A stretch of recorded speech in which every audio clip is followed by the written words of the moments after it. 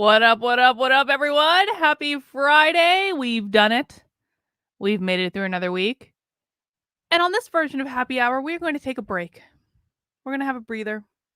We're going to have a palate cleanser of sorts because we are not going to be watching SJW content today. No, today we are going to be watching and celebrating the parents in Sacramento who gave their school board the business after this story right here from Project Veritas. Breaking pro-Antifa high school teacher in California admits communist indoctrination. He said, I have 180 days to turn them into revolutionaries. Other teachers are on the same page. There is a reason why these kids are becoming further left. And after Gabriel Gipe did this and Project Veritas caught him in the act, and we're going to talk a little bit about, just in case you aren't familiar with this, we're going to talk a little bit about what happened.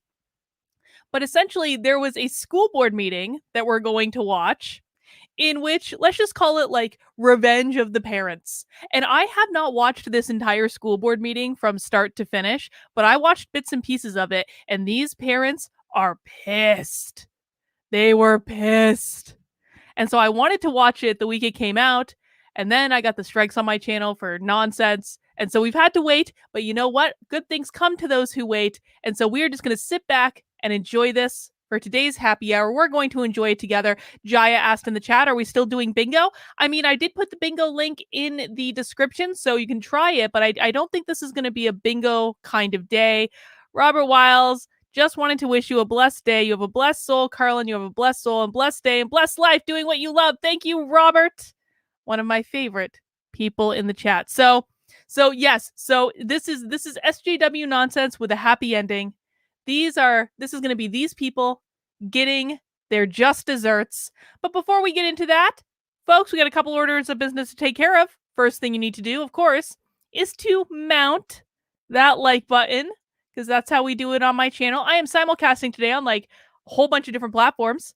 I'm on Facebook. I'm on Rockfin. I'm on Odyssey. I'm on my primary YouTube channel. I am also on my secondary YouTube channel because the happy hour will eventually be permanently moving over to the second YouTube channel, but not just yet. It's going to be a little while, but if you're not subscribed to my second YouTube channel, make sure you subscribe to Actively Unwoke. The link is in the description below. So we're in lots of different places. And of course, you also want to make sure that you are a part of my Locals community, because Locals is the only place on the internet that I am absolutely 100% positive I will not be censored, I will not be banned, and my community will not just be outed one day because of political differences. Locals is free to join. I'm going to say that again because people get confused about this. It is free to join. It's free. It is free to join. The thing of it is, though, is that if you join as a free member, what you can do is you can lurk in any community you want. And I'm not the only one on Locals. Obviously, Dave Rubin is on Locals. Michael Malice is on Locals. Bridget Fennessy is on Locals. Lots of awesome people. Like, like lesser known people. Like you have people like Deb Philman, who you should all be following. She's got the Reason You Learn YouTube channel. You've got people like Truman, Return to Reason. I do the Unscrewed podcast with Truman. We have Kevin, who's in engineering politics. You should actually follow Kevin on Locals. He's awesome. We've got James Darian and Commutation Construct. We got all sorts of awesome creators on Locals. You can join the communities for free. You can see what they're posting. You can make sure you're in there just in case they need to get in touch with you if they get censored on another platform. But if you want to help out even more, you can become a monthly supporter. That starts at $5 a month. You can do more if you want, but you are under no obligation. $5 a month, less than a cup of coffee at Starbucks. Or you could do an annual subscription for $50 a year, which gives you 2 months for free. Or you can make a one-time gift, which of course I appreciate as well. And all of those things makes it possible for me to be able to spend so much time reading about SJW stuff and critical race theory. And lately I've been practicing journalism. I'm not a journalist. I don't want to be a journalist, but on occasion I do perform acts of journalism. And lately, I have been doing a lot of journalisming, and you guys are going to find out more about the journalisming next week. And I think next week. I hope next week. I'm going to say next week. So we're going to see what's going on there. But that's all made possible because of my locals community and my supporters. When you get a supporter membership, you unlock all of the features. You get 2 Zoom calls a week. You get the debate club. You get book club. You get craft and bitch. You get access to the locals community Discord. There's lots of stuff going on in locals. So make sure you are a member there. Now, let's just do a little recap. Let's just do a little recap on Project Veritas. Actually, let me do this. I want to play the sound for what we're going to see here. I'm going to bring up Andy Knows. I'm going to bring up Andy Knows Twitter thread about this just to catch people up with what's going on. We're not going to watch all of these, but just to have a little recap about why we are watching this school board meeting today. And don't worry, I'm going to pour my beer. I'm going to pour the beer in a second. But let's just get everyone caught up. So Project Veritas essentially got this crazy teacher on tape. Look, he's wearing an anti-fascist shirt in this interview saying, I have an Antifa flag on my wall. I have 180 days to turn them into little revolutionaries. Oh, hang on. Gabriel Gipe, an Antifa member and teacher at the Natomas Unified School District, was secretly recorded admitting to indoctrinating students to want to overthrow the government. The undercover video of the teacher shows what I found in my research on Antifa. They exploit and indoctrinate the vulnerable, push out relentless propaganda, support taking up arms, terrorism, overthrowing the state, are close with communist legal groups and LG. Lots of stuff there. The school district where the Antifa extremist teaches radicalize a student is having a school board meeting tomorrow. That's what we're going to be watching today. We are going to be watching this school board meeting from about a week and a half ago. In here, we got Project Veritas coming, catching this guy and his wife for a walk. Look at the shirt he's wearing. Now, I sometimes wear a communist shirt for fun to troll my husband. Sometimes conservatives on the internet steal pictures of me wearing a communist shirt and use them to smear me. But he's serious. He's serious. I'm just trolling my husband when I wear the communist shirt. This guy's actually serious. More pictures of him. Let's see. But what I want to show is, so he posted this video before the school board meeting. So I wanted to see, I know that a lot of you guys have already seen the Project Veritas stuff, so I don't want to go over that. But I did want to just watch this video of his statement before the school board meeting. Let's see what he had to say. Let's see. Thank you to every past student. Oh, can you guys hear that? Colleague and friend who's reaching out right now in support of what is happening.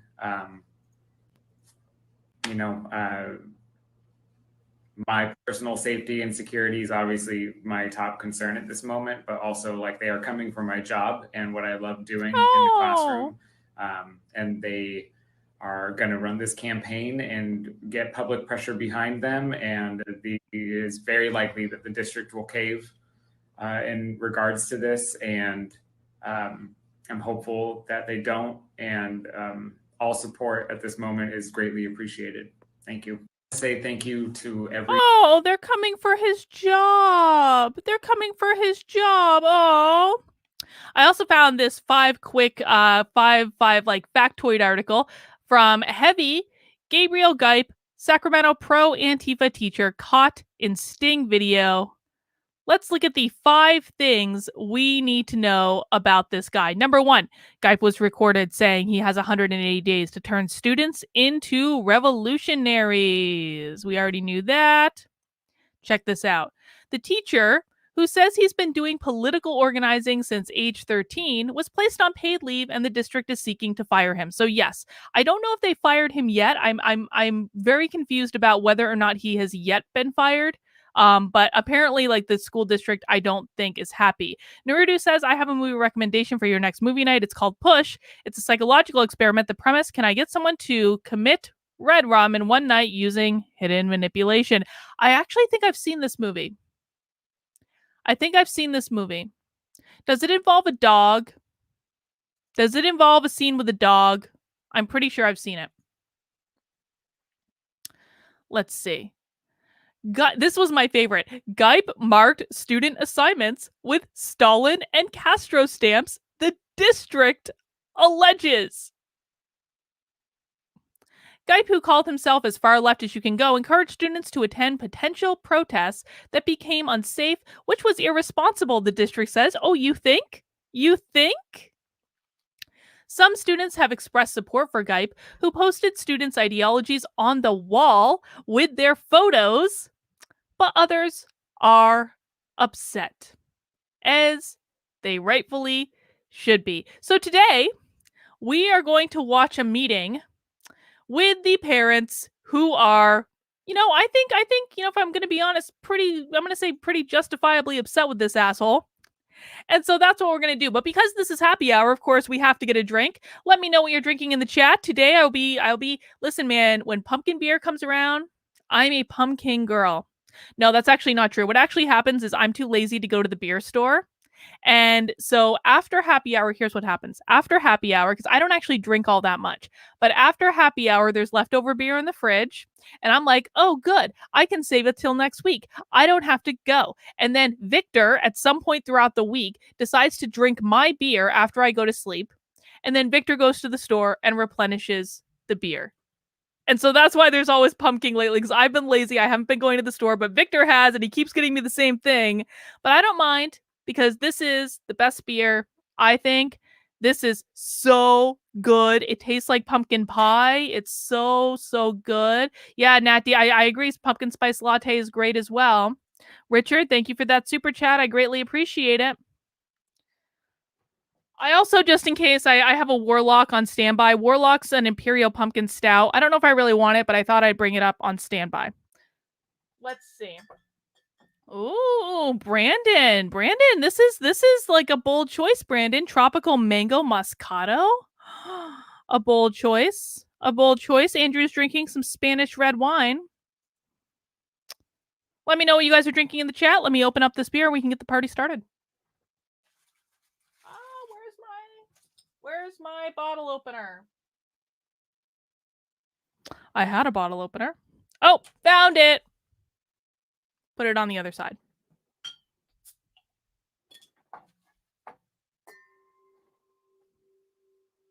Look at it. Do you guys hear that? Bing!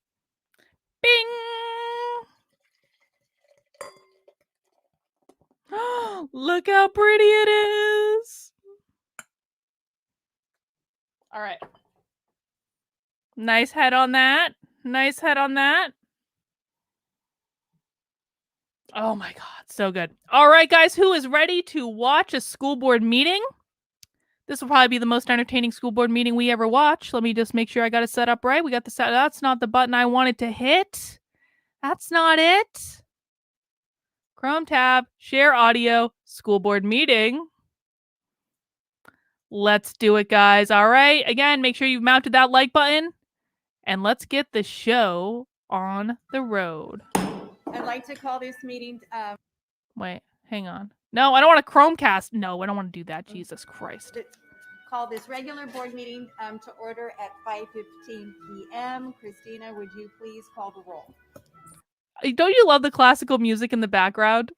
This is so nice. It's like...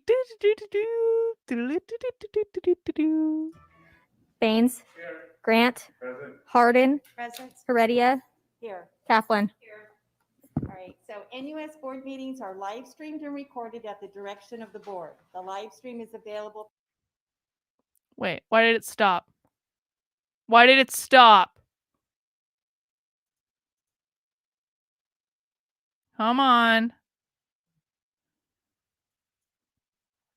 No, no, no. You're not gonna steal our hopes and dreams, school board website.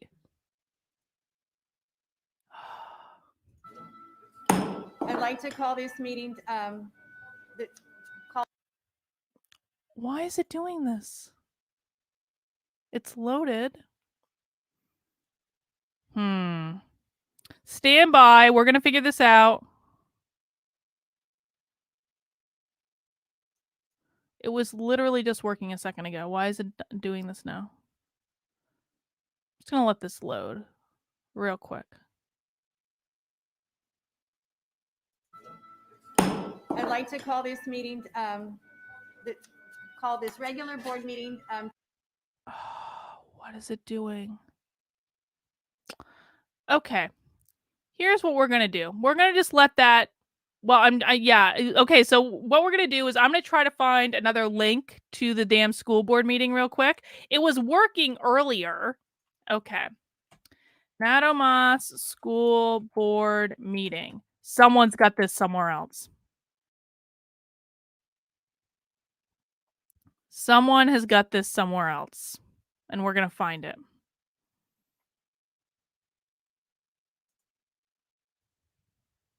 Found it. Found it. You don't want to work on that one? I don't care. I don't care. I don't care. We're going to do it another way. We're going to do it another way. Okay. Take 2.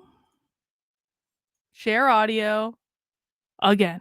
I'd like to call this meeting, call this regular board meeting to order at 5:15 p.m. Christina, would you please call the roll? Baines. Here. Grant. Present. Hardin. Present. Heredia. Here. Kaplan. All right, so NUS board meetings are live streamed and recorded at the direction of the board. The live stream is available for viewing at natomasunified.org Board of Trustees /video/. And the recordings will be available for viewing the day after the board meeting. Those in attendance here this evening should expect that the recordings will capture all activity and discussions before, during, and after meetings. Indeed. Indeed, we do expect that. At this time, the board will be going into closed session to discuss the superintendent's evaluation. Are there any people wishing, is there anybody wishing to address this item? All right, seeing none. Christina, did we receive any e-comments for any of the closed session items? We did not receive e-comments for any closed session items. Then at this time, we will return about approximately 5:30 p.m. Wait, that's it? Okay, so we are reconvening this meeting there we at go. 5:36 p.m. And I will ask Christina to please call the roll. Baines. Here. Grant. Present. Hardin. Present. Heredia. Here. Kaplan. All right. And then Trustee Harden, could you please lead us in the Pledge of Allegiance? Okay. I'm sorry. We're fast forwarding over the pledge. Hispanic celebration Okay. of the year. We will be rescheduling tonight's recognition for a future board meeting. Thank you to all our teachers of the year for your commitment to NUSD students. We look forward to celebrating each of you at a future board meeting. In addition, we will be Blah, blah, blah. moving our Hispanic celebration month to a future meeting as well. And as always, we look forward to celebrating this occasion. In addition, we will also be postponing action item A on tonight's agenda, and the superintendent will make a statement when we get to his agenda size communication time.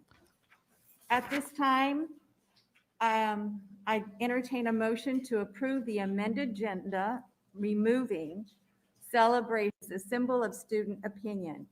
This year, Indercombe High School I'm sorry. I'm just fast forwarding through the boring Muslim stuff. Student Association, her passion for community. Okay. I, Nesma Wali Ali, without any mental reservation or purpose of evasion, without any mental reservation or purpose of evasion, and that I Oh, and then there's a photo. Okay. on behalf of either of those organizations. All right. So Christina, did we receive communication via email from the association reps? We did not receive any communications. Via No email. land blessing, Adrian. No And land at this blessing that I time, heard. I'm going to call on our new student board member. And I know she probably has something that she wants to share with us. thank you. I want to extend my deepest appreciation for my appointment to this body, and in this role, I pledge to do my utmost to be an accurate and passionate voice for youth of this district, understanding that no Trustee Kaplan? No report and ditto. Welcome. And for me also, no report, but we are so excited to have you serve on this board. All right, Superintendent Evans. Thank you. This afternoon, we announced the teacher who has been the source of media coverage Here we these go. last 2 days. Here we go. Here was we go. We're placed getting to the on good stuff. paid We're here. leave because of his actions and choices in the classroom. Natomas Unified will be taking the legally required next steps to place the teacher on unpaid leave and terminate the teacher. Natomas Unified supports individual freedoms and freedoms of expression. This case is not about that. The totality of classroom decisions and choices made by the teacher violated district policies, state education code, and broke a trust with our students and families that they expect history, social studies teachers to teach civics without bias or favoring their own personal beliefs. They must share facts and information around differing perspectives as well. Do I think Larry Elder will win? I do not think that Gavin Newsom is going to be recalled. Final answer, I think Gavin Newsom is going to win. I do. I think they're going to cheat. I don't think Larry Elder is going to win.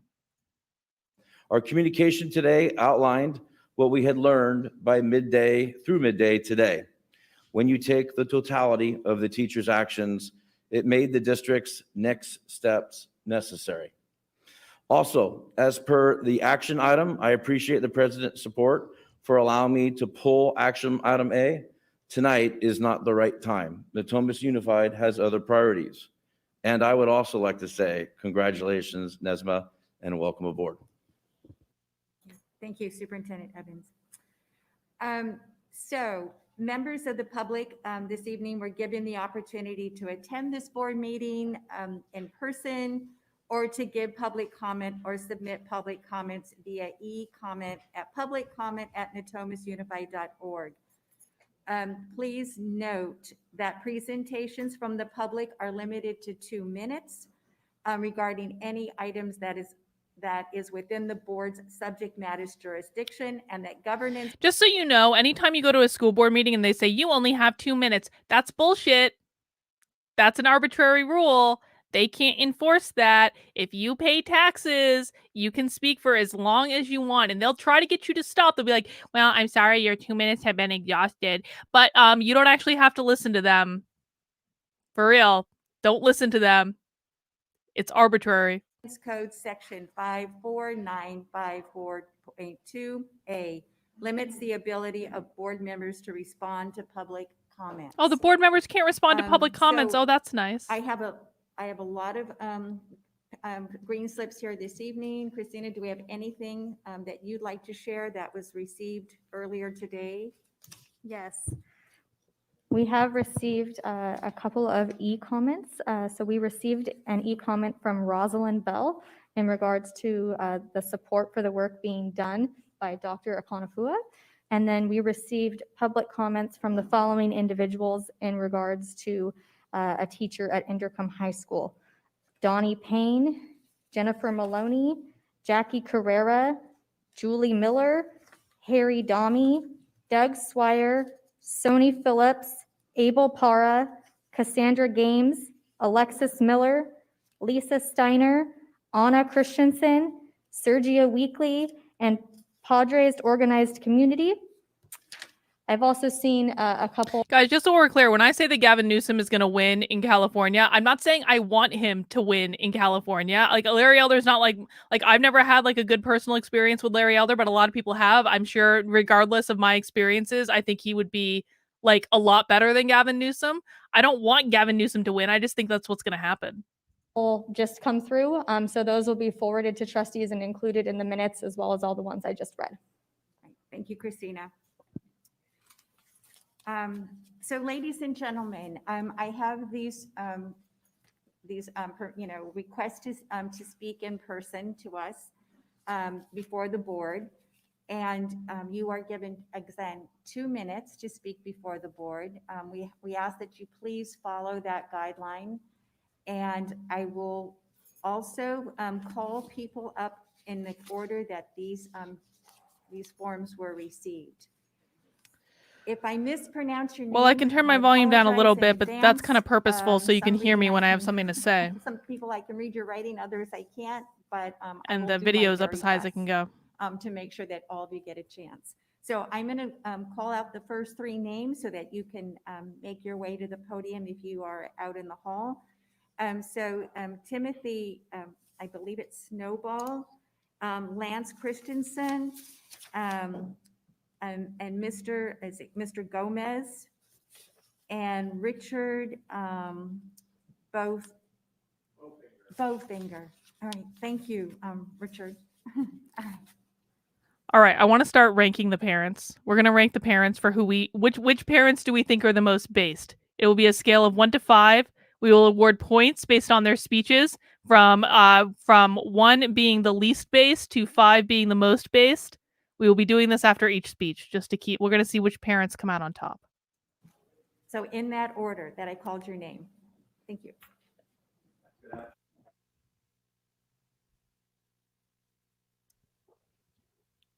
I should probably have thought of this beforehand and found some way to keep track of it.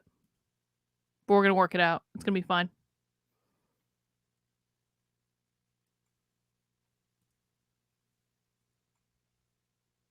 Wait, why is the sound all effed up? Why is the sound all effed up? Of the political agendas of Okay, hang on.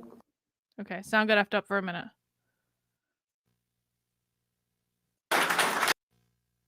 Lance Christensen. Wait. best explained by the current operation Okay. of public sector labor unions like the Natomas Teachers Association and the larger California Hopefully that Teachers doesn't happen Association again. with which it is affiliated. These entities no longer consider themselves organizations advocating for the wages, hours, and working conditions of their members, but rather as social justice organizations pushing a radical agenda to tear down and fundamentally transform American society. The board should immediately take all actions necessary to ensure that classrooms in this district in the future, not just the past, remain free of the political agendas of individual Oh, teachers Jaya's and volunteered to labor keep track. unions, Excellent. Thank you, and that Jaya. children here receive an education rather than an indoctrination. Thank you. Nah.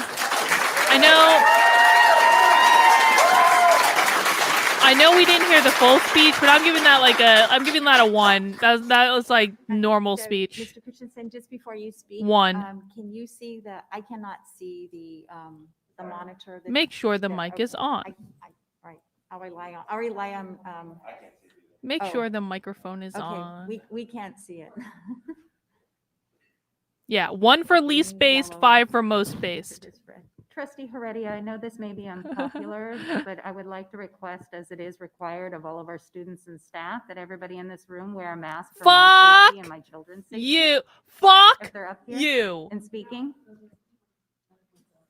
I could hear some of the parents like, no. No. Did you see? She was like, for my safety and for my children's safety, as she's sitting like, ugh. Now they're going to argue about masks. Parents like, no, fuck you. So I will say this, is that if you have a mask and if you are concerned about your own safety and those around you, that you please put on a mask to protect Fuck So, you. okay. All right, No. go ahead.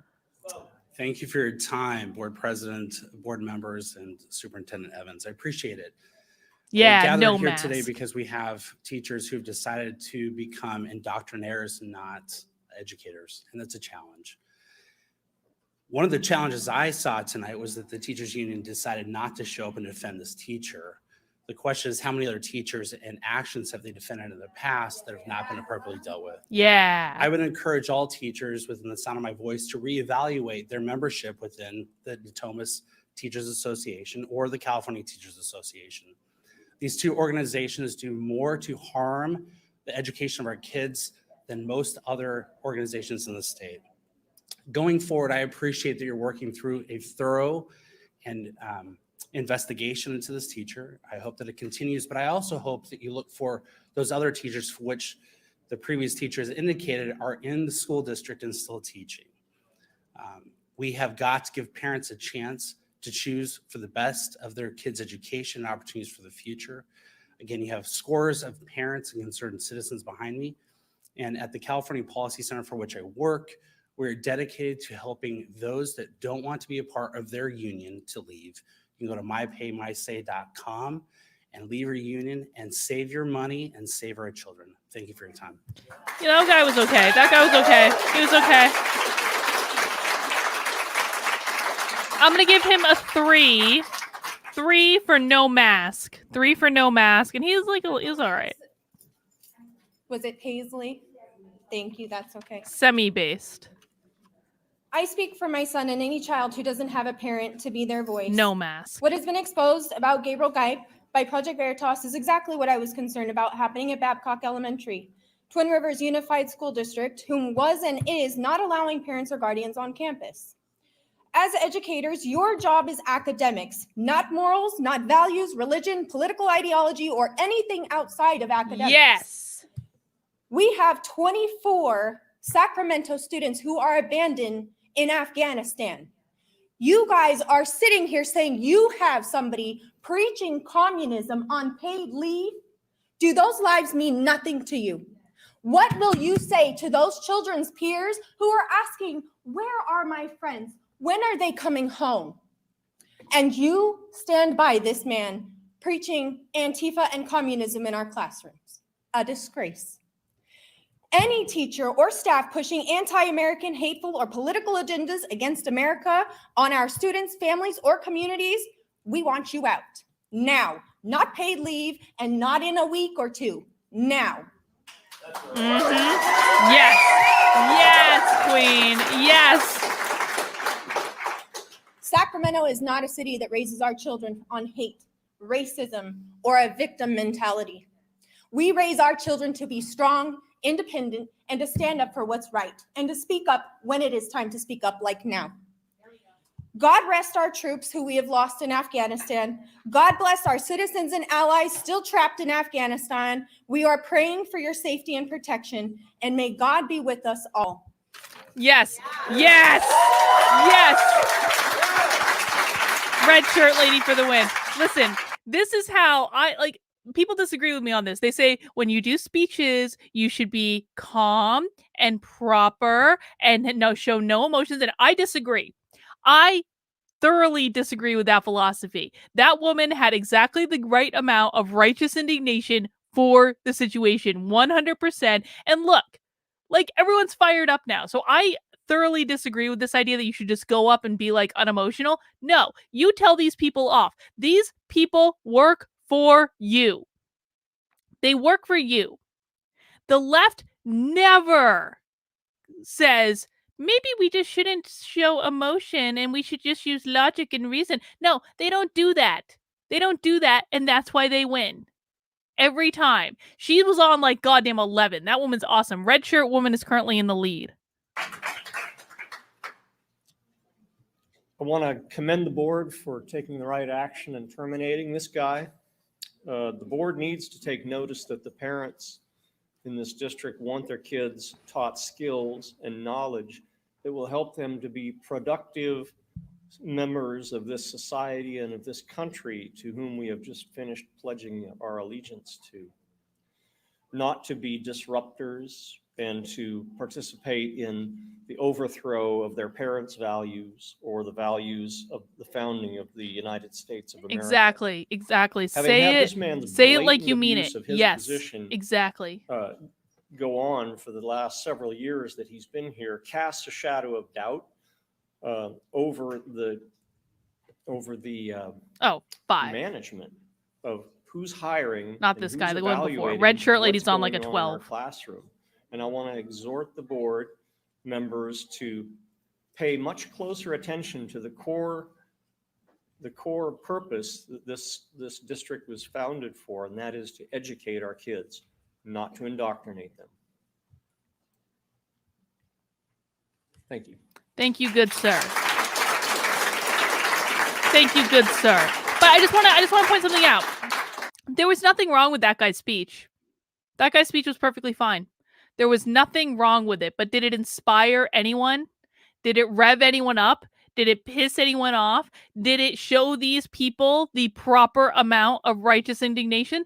No, it didn't. And see, here's the thing. I get crap all the time because people are like, Carlin, you're too emotional. You're too emotional. And from my perspective, I'm like, Why aren't you pissed off about this? I don't have kids. Why aren't you, parents of school-age children, more pissed off about this than I am? Why am I showing more emotion in this than you? See, I do not understand it. I truly do not understand this mentality. Maybe it's because I came from the left. I have no idea. But I do not understand this mentality that the best way to do something is just to be calm and quiet and logical and hope that logic and reason win the day. Listen, man, logic and reason have its place. I'm not saying it doesn't. I'm not saying you can't go around being amped up to 11 all the time. But I fundamentally do not understand the virtue of showing no emotion. Don't get it at all.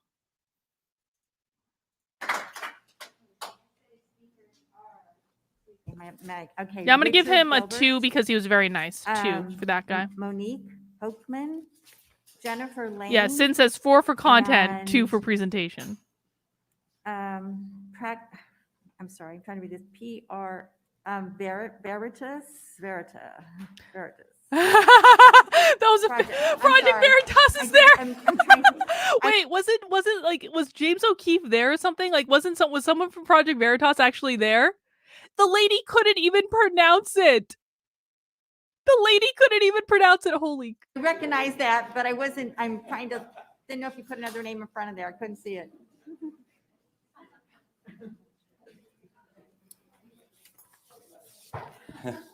Good evening. My name is Richard Gilbert. I'm a Natomas Unified parent. Some of my best experiences in high school were discussing current events and social issues in my classes. But not once did I ever know how my teacher felt about those things. I had my suspicions, everyone's human, but I never knew if he was a Republican or Democrat or if she was conservative or liberal. I didn't know. And that's the type of discussion I expect in our social studies classes in this district. I've heard, like everyone, anecdotes around the country of left-wing indoctrination in school. And people would always tell me, oh, that's just an isolated incident. Don't worry about it. Well, it's hit home for me now. And I'd like to say that I'm glad the board has taken this action to start the process to fire this individual. I know it's not something that can be done overnight, but this does not begin and end with him. He was enabled for years. Complaints were filed and nothing was done. And people bear responsibility for that, whether it's the principals, whether it's administration, whoever. And I ask for a full investigation to root this out, not just from Inderkum High School, but from this district. Yes. This guy makes a great point because it's not like this is the only teacher that's doing this. You know that. If this guy was getting away with it, he literally had a picture of Chairman Mao hanging in his classroom. If this guy is getting away with it, you know there are so many other teachers. So this is actually a really good point. If you stand have occasion to go and lay it on your school board, make sure you mention this. Like, this is not about this one person. I want an investigation into what is going on everywhere else, because there is a reason that this one person was allowed to get away with it. George Andre Veloso Nunez says, one thing is being emotional. Another is to show your emotions in a measured manner to make your stance clear. Oh, I think if you're showing your emotions, your stance becomes very, very clear. I do not understand this aversion people have to showing emotions. I think that and to be frank, it also bothers me that like the person who then shows the emotion, like I would bet you money that red shirt woman was attacked. Oh, you were so emotional. Oh, you would have been better if you had been stoic. And no, she was great. I thought she was great. You reach different people. I will not stand by and allow my rights as a parent to be trampled. I have to be here today. And this is not limited, just for your information, it is not limited to Inderkum High School. With absolutely no warning, my daughter, who's a junior at MP3 High School, was told that her constitutional law class this year would be changed to social justice. Wow. No parent input was given whatsoever. Wow. I contacted the teacher.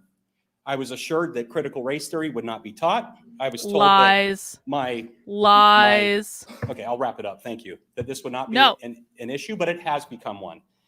And I just would like to end by saying this young woman tonight took an oath to defend the Constitution and to rid this country of enemies, foreign and domestic. I ask that all of you do the same. Thank you. Yes. Yes. Yes.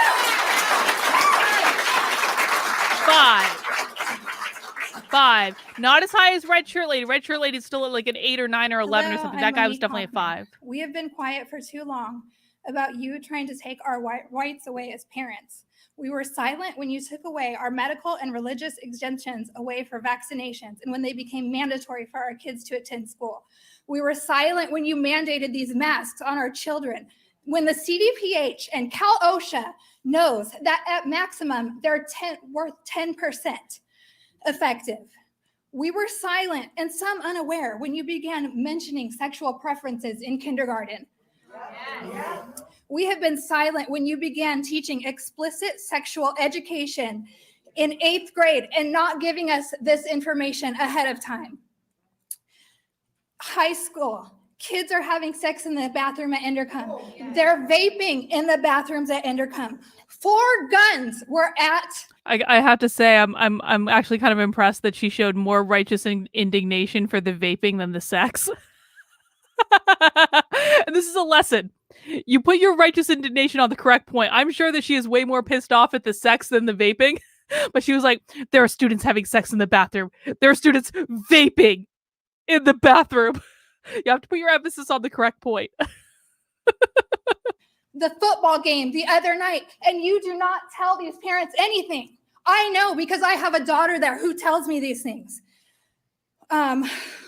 Race is being taught. The first day of school that my daughter goes, her teacher tells her that white is the worst race there is. They tell her that you cannot be racist against white people.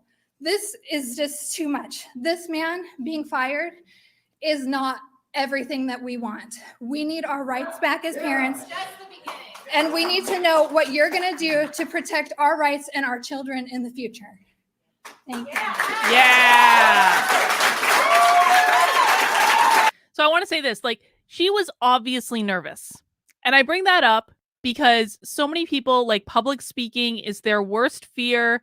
Like, going to the school board and giving a public speech is like the worst thing in the world. And I know a lot of you are afraid to speak up, but like, I want you to see someone that was visibly nervous and then felt the fear and did it anyway.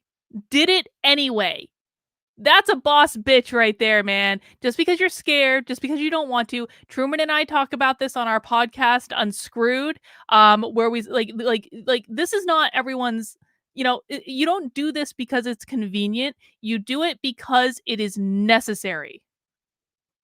So she gets a 5 from me. 5 for feeling the fear and doing it anyway.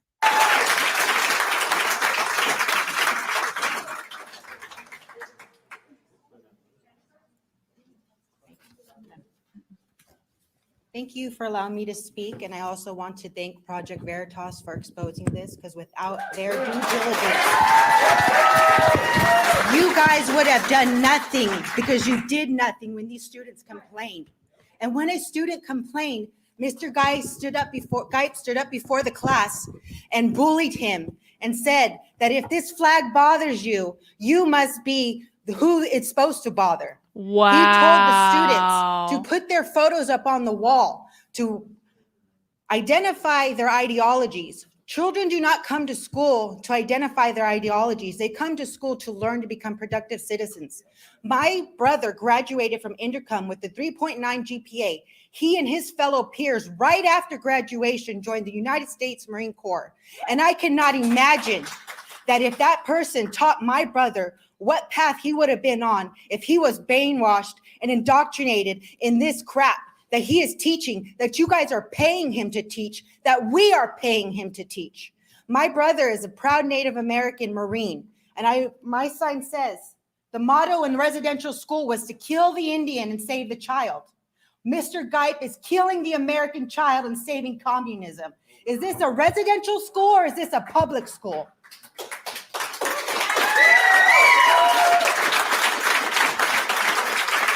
I'm gonna give her a 4. I'm gonna give her a 4. 4.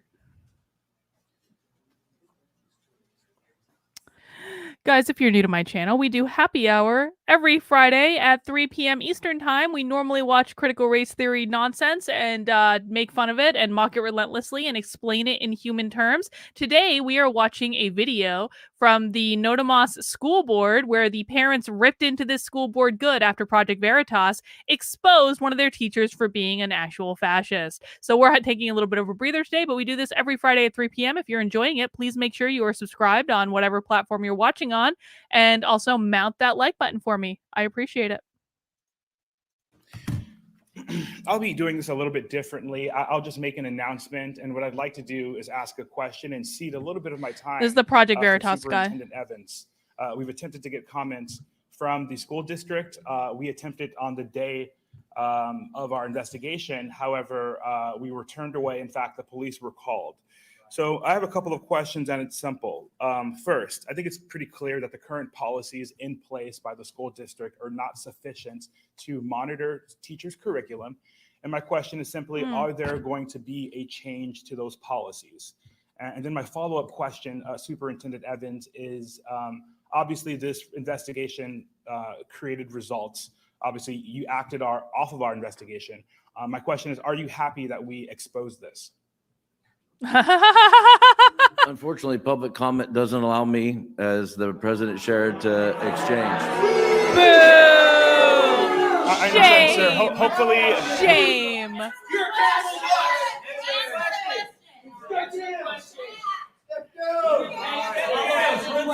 All right, so I think I Superintendent noted Evans, earlier that, if you're not willing to give a public comment now, I understand that based upon the rules of the decorum. If you'd be willing to speak with us afterwards, I think that would do a lot to alleviate some of the concerns. I've noticed you gave an interview to the Sacramento Bee. Yes. Hopefully you'll be open to speaking with us after this. We can contact you. Yeah, absolutely. I'd love to meet with you later this week. Absolutely. Okay. Does anyone know what happened with that? Does anyone know? moving on to the next set of speakers. Jerry, So, Jerry, Amir Jerry. Deliri, Amir. No, okay, and then Sean McMurray, David Arya, and Jay as okay. Oh, James did interview him? Members of the board, my name is Amir Deliri. I've got my 10-year-old son here. He's also a student in the Natomas Unified School District. Everybody knows why we're here. The indoctrination of our kids is unacceptable. There's a clear line in the sand that needs to be drawn. It's funny, I'm sitting here waiting for my turn to speak, and I see all the district goals, and it seems like that teacher has violated every single one of those goals. And it doesn't seem that there's been any accountability to the brave Project Veritas reporter who came to alert the school of child abuse that's happening. Child abuse, yes. I want to quote Mr. Gipes. Yes. The reporter asked, how do you get the students to do this? He said, and I'm quoting, I scare the fuck out of them. Okay? That is child abuse. Yes, it is. And this, not only is his termination need to be taken effective immediately, but I believe a criminal investigation needs to happen immediately.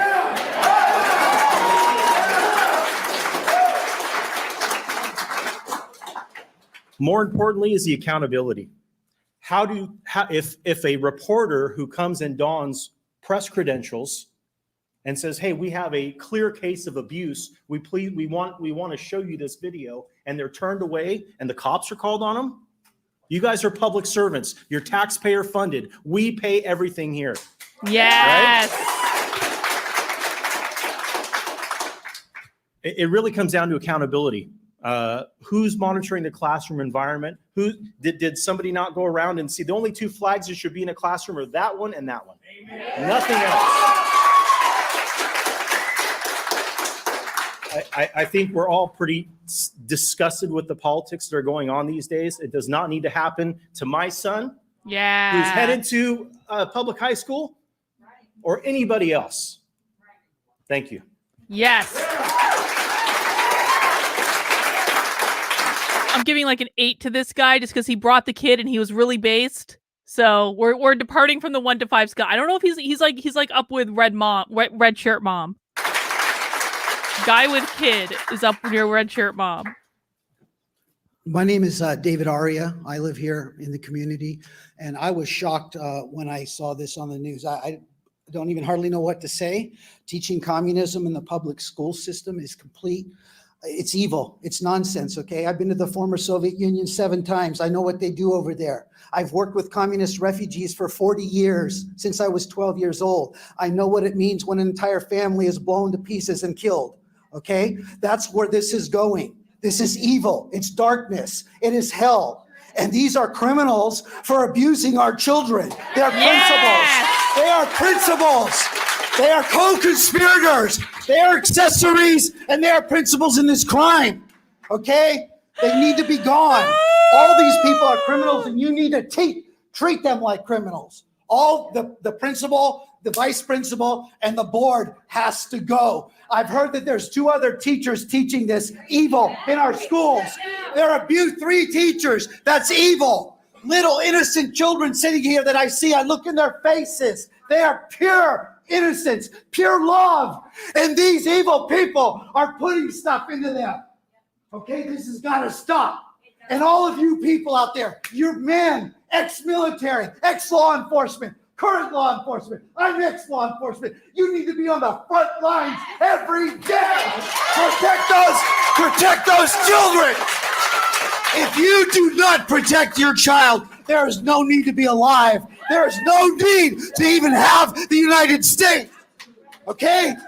Everybody, your neighbors need to be here. Your relatives, everybody. There is no excuse for communism on American soil. Okay? We need a criminal investigation, 273 subsection D. Okay? It's emotional damage.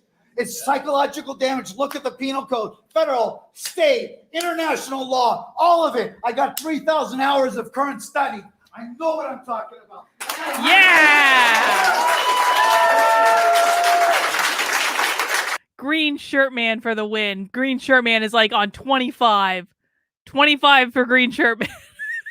I love how I've just completely blown my own scale at this point. No, that guy was awesome. And you know what I liked about that guy is he completely ignored the school board. He completely ignored the school board. He turned around and he spoke to the other parents there because the school board doesn't give a shit. The school board doesn't give a shit about any of these comments. The school board knew, dude, I'm going to bet you money. They already knew that this stuff was happening. They knew about this guy. This guy was running around town wearing communist t-shirts. This guy has a big hammer and sickle tattooed on his chest. They knew about this guy. They all knew. The school knew. He's not even the only teacher doing it. And they haven't done shit because they don't care. So, like, I love what that guy did. And he turned around and he talked to the audience rather than talking to the school board. That's who you need. That's who the real audience is. People confuse this all the time. They confuse it all the time. They think that the audience are the people sitting behind the desk in the official looking capacities. No, they are not the real audience. The real audience are the other people in the room that are responsible for holding those people sitting at the fancy desk to account. That's who the real audience is. It's not the school board. It's the other people in the room. That guy was awesome.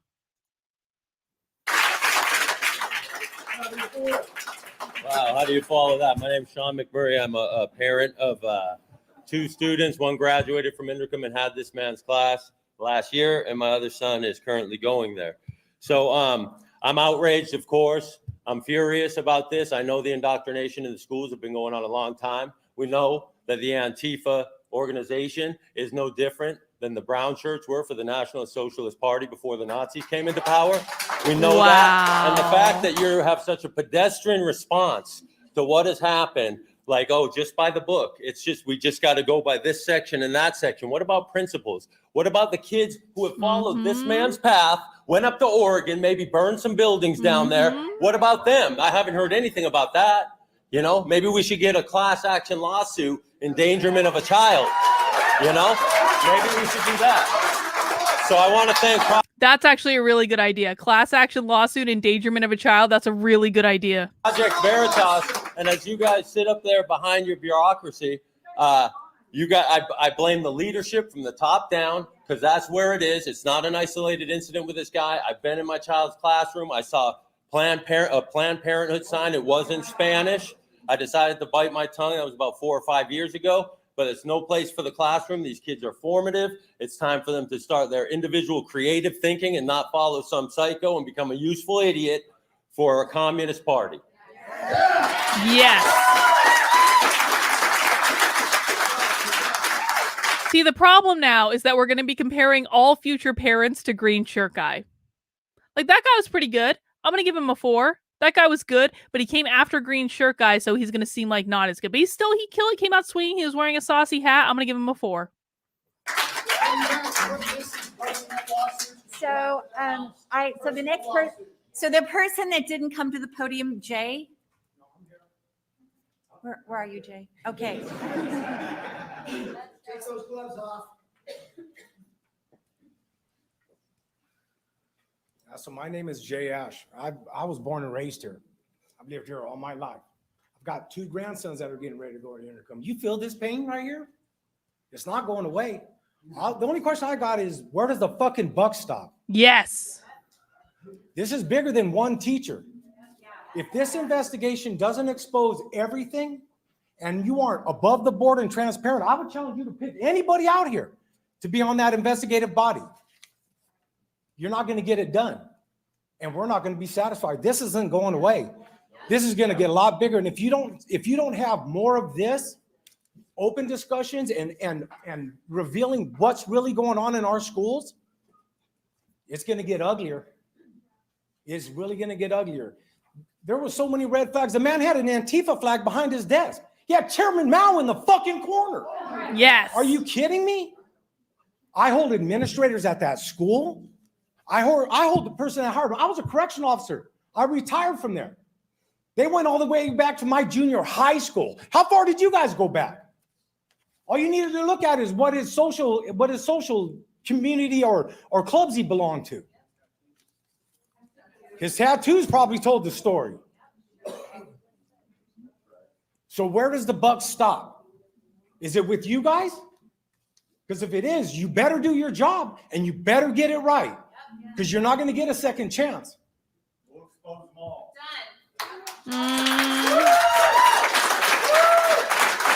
Okay, here's my issue with Plaid Shirt Guy. Is he had a few F-bombs, which I thought was good, and it was crescendoing. I just want to give tips for like what I think makes a good speech in case you guys are like testifying at a school board. Take it for what it's worth. But like he crescendoed and then he went back down. He went back down at the end. He's like, well, you can do an investigation, but you better do it right. You're not going to get a second chance. Like, that's not the way you end a speech. You end the speech at the top of the crescendo, not the bottom of the crescendo. Okay? Got to think about these things. If you're going to talk in front of a school board, you got to think about these things. He was pretty good. I'm going to give him a 3. We're doing a scale of 1 to 5, 1 being least based, 5 being most based, with occasionally breaking the scale entirely when it is merited. We can change the rules. The left changes the rules all the time. All right, mount that like button if you're enjoying this, please. Thank you. The next set of speakers are Elise McKenzie is the first person, and Rory Lowe, Brittany Johnson, Luis Ortega, and Josh, we can go green shirt level when warranted. And Chris Orr. In that order.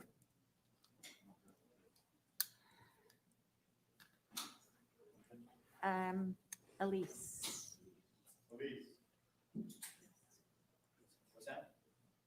All right, so let's go on to the next one.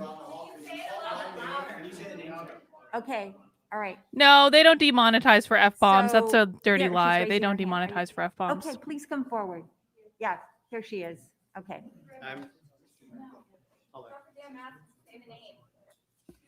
You guys paid a terrorist to teach our children.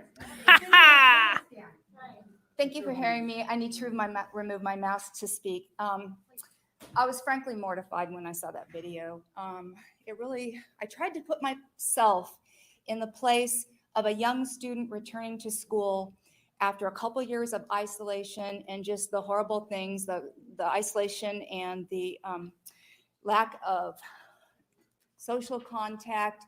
And I tried to imagine myself as that student returning to classroom and meeting this teacher. okay? He's a bully. He's not teaching what kids need to hear, what kids need to learn. He's not teaching for the student. He's teaching for himself. Half of these teachers that are in there, you guys should really, really take a long look at. They're teaching their crap. They're teaching it's their agenda. It's not what kids need to hear. It's not what kids should be learning. It's socialism is communism. It's beyond that. The flags he had on the wall, we've talked about that. He's had murderers on his wall. My family tree holds 2 murdered police officers. My nephew just flew the last C-17 out of Afghanistan, and my son's out on CAL FAR. Wow. So I know what I'm saying when what America means to us, to our family, and to these kids. It is something special. We cannot have it be trod down in school. We cannot have our teachers putting down America, inciting racism, inciting all different types of things. These kids do not need to hear it. They do not need to be anywhere near that ideology. And I actually suggest that you get counseling for his former students. Thank you. Yes. Okay, I like that mom for several reasons. I'm going to give that mom a 5 for having a son that flew the last C-17 out of Afghanistan. I liked the authenticity. I liked the emotion. And I really like that you said at the end, you need to get counseling for those students, because that is absolutely correct. What this teacher did, what many public school teachers do, is child abuse. It is not a joke. And if the school's not going to get counseling, I certainly hope the parents do. That's why you got to talk to your kids, man. If you have kids, you need to talk to them about their teachers and what they are learning. You need to, because this is going to screw them up for a long, long time. And it's not just about the subject matter. It's not. It's about the way the guy treated them.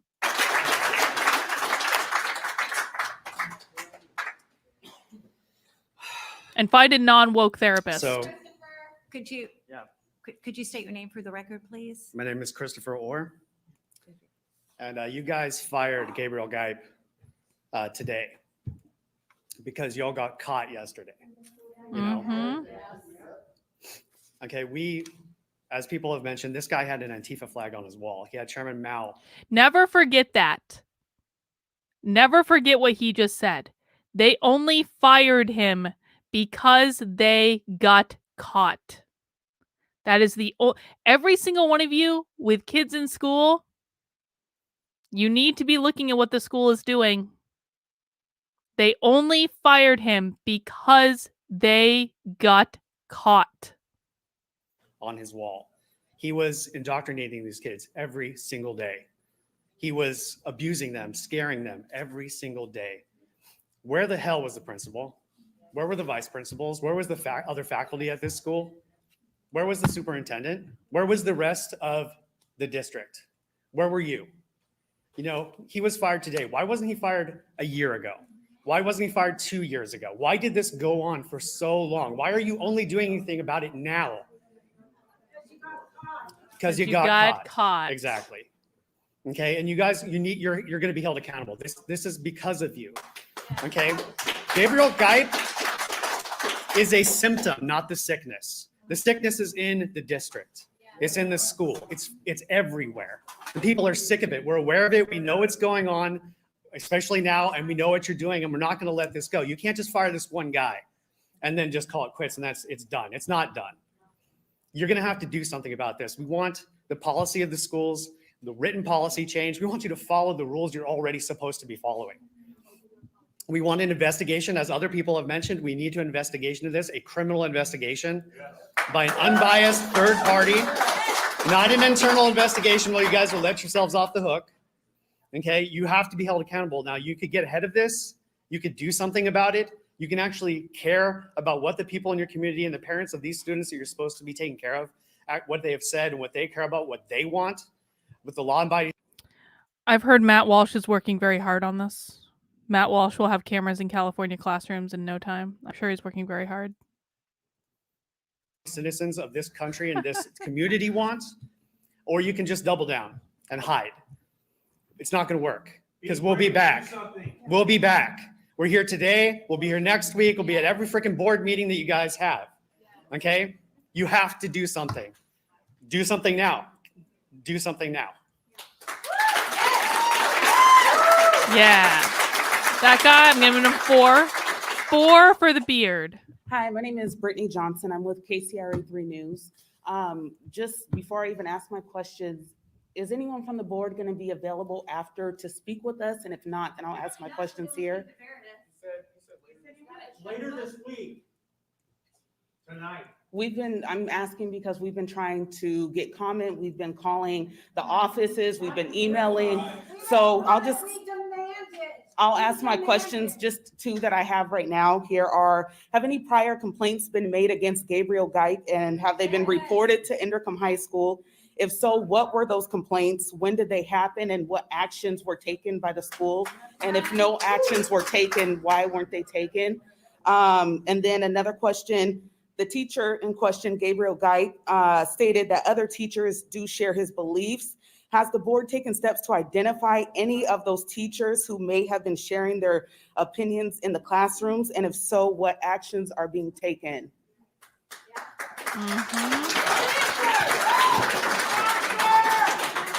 Will anyone be available after to answer those questions?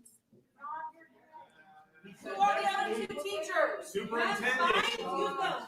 Thank you for your time. I mean, listen, like, look at how brazen the school board members and the superintendent are with how little accountability they feel towards the people paying their salary. I'm telling you guys, until people start treating these school board members and these administrators with the amount of righteous indignation that they deserve, this is not going to change. They're in the power position. They control all of this stuff. They know it, and people can scream and shout and complain and do all this stuff. But until they make the choice to hold these people accountable with the appropriate amount of righteous indignation, and then following up and not letting them off the hook and doing everything in public, it's not going to change. Thank you, Sixie Pixie, for the super chat. I appreciate it. Marcia Levin, Carlin, I got my undergrad 4 years ago, magna cum laude. Congratulations in communication studies and political science at 51 years old. Oh my God. Oh, I bet that was a bear of a project. I saw this start with my 4 kids more than 25 years ago. Wish we could talk, but for now, I'll just send a huge thank you.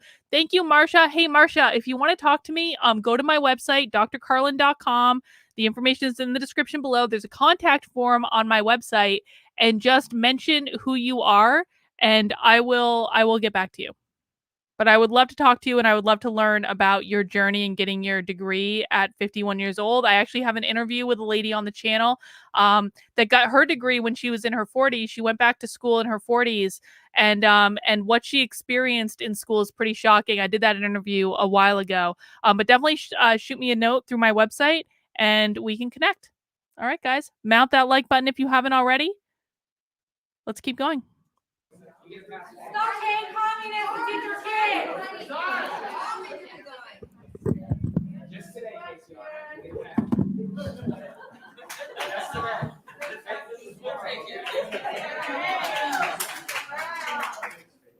Good evening. My name is Luis Ortega, and I'm a current resident here in the district. My son actually just recently graduated from Indercombe High School this past year. And with that being said, the reason why I'm here tonight is to voice my concerns of the starting revelation that was brought to my attention yesterday from a video that surfaced online of a teacher by the name of Gabriel Gipe. And my first initial thoughts upon viewing this video was disbelief, frustration, disappointment, and anger. Anger that a teacher at Indercombe High School, and I'm going to quote what he said openly, I have 180 days to make revolutionaries. Mm-hmm. And his response, and they asked him, how do you do that? And his response was, I scared the F out of him.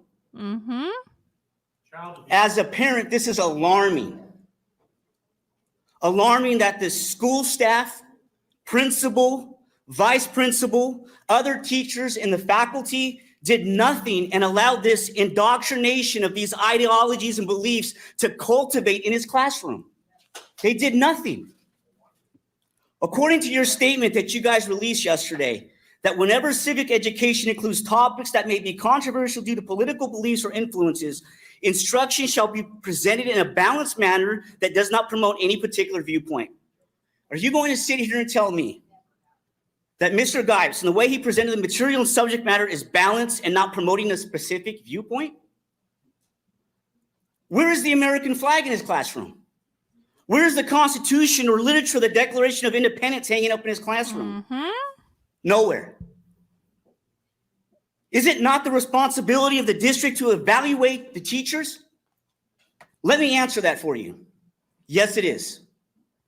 According to your governing board, they expect administrators assigned to evaluate teachers shall be competent in the instructional methodologies used by the teachers they evaluate, be skilled in the supervision of instruction and the techniques and procedures related to the evaluation of the instruction.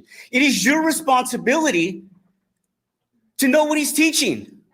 And it's been going on for years, and you allowed it to happen. That tells me that you're not even following your own governing board, your own rules. You're responsible for that. Yep. Why? Why allow this to go on? All right, The school district has failed, in my opinion, and I'm going to finish with this last thought. all right. Because you've allowed this indoctrination of Mr. Gipe and his political ideology to flourish in his classroom. You have an opportunity to correct this.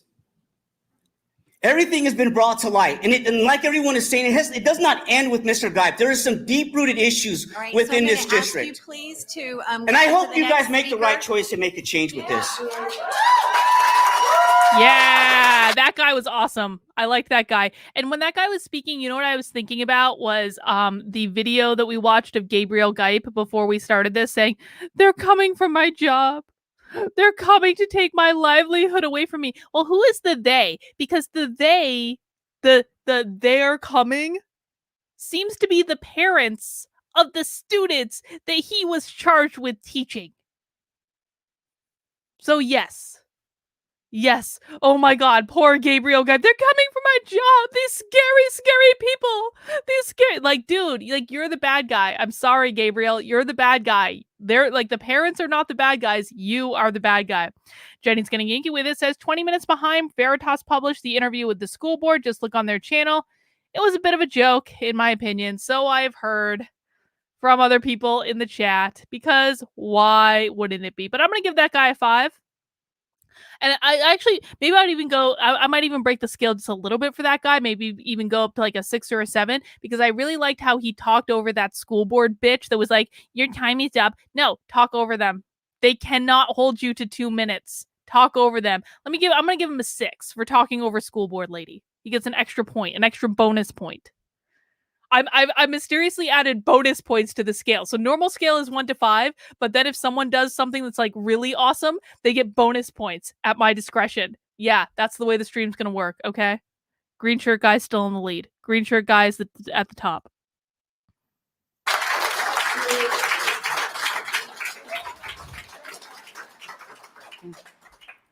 Good evening. My name is Rory Lowe. And although I do not have a student at Intercom, I am a member of this community and a parent myself. I'd like to start off by saying that I am neither far right nor far left in my political ideologies. I am very neutral in my stance. I have not come before you this evening to discuss politics. The infamous video of Mr. Gipe was sent to me by my son due to the fact that I live in North Natomas. I got about midway through the video and had to pause it. It infuriated me. I was shocked that a person like Mr. Gipe was being permitted to teach the children in my community. In the statement given by the Natomas Unified School District, you refer to balanced instruction as it pertains to controversial topics. It is very difficult for me to believe that a teacher with such radical views could lead a balanced discussion. As with most things in life, an element of bias is almost always present. I find it difficult to believe that his harsh views of government and society are not trickling down into his lectures to our students. I find his teaching methods to be similar to those of grooming. He is an authority figure whose life experiences and intellect far outweigh those of his students.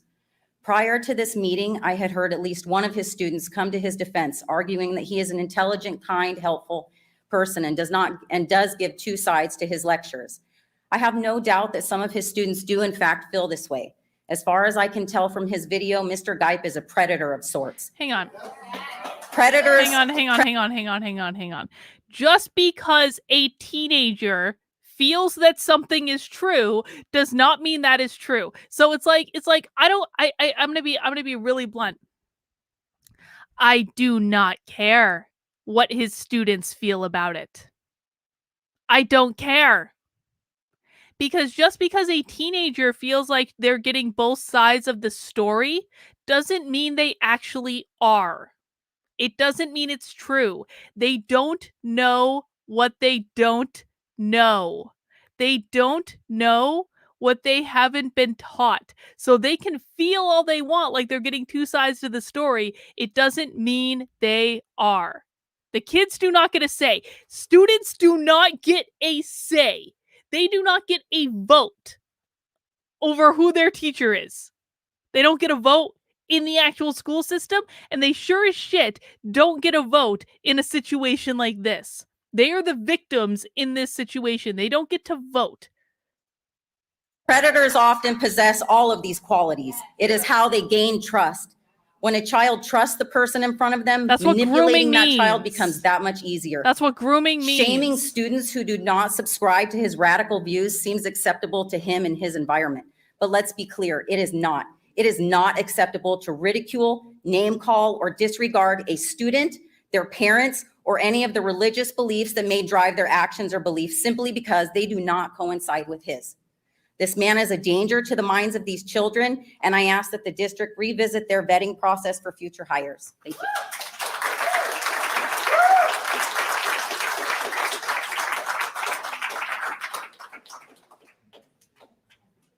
Josh Fulfer.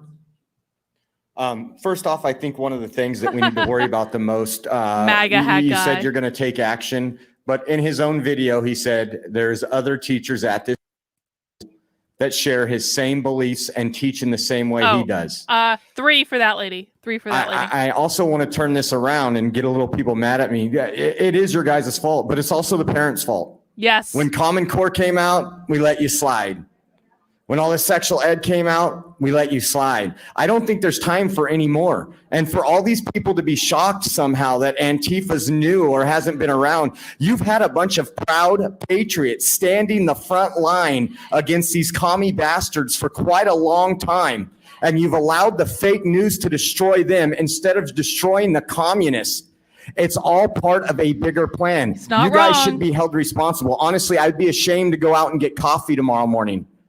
When you think about the history of this country and what we used to do to folks that would do something such as child abuse to our children, and that man's still enjoying life right now. Unfortunately, you guys have a lot to do. And I don't know what the community is going to do, but I challenge the community right now.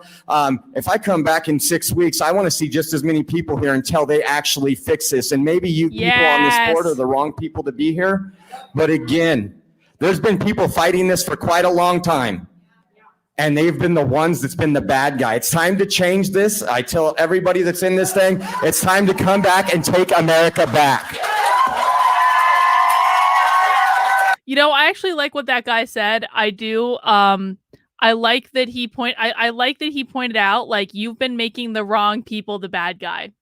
I don't know that he did it effectively. I'm going to be honest. I don't know, because the fact that this is a time, listen, you guys know I was wearing a MAGA mask everywhere during the 2020 campaign, partially because it was just like my favorite mask from like a breathing perspective, but partially because I wanted to piss people off. There was a time and a place to wear MAGA stuff. This guy obviously wore a MAGA hat.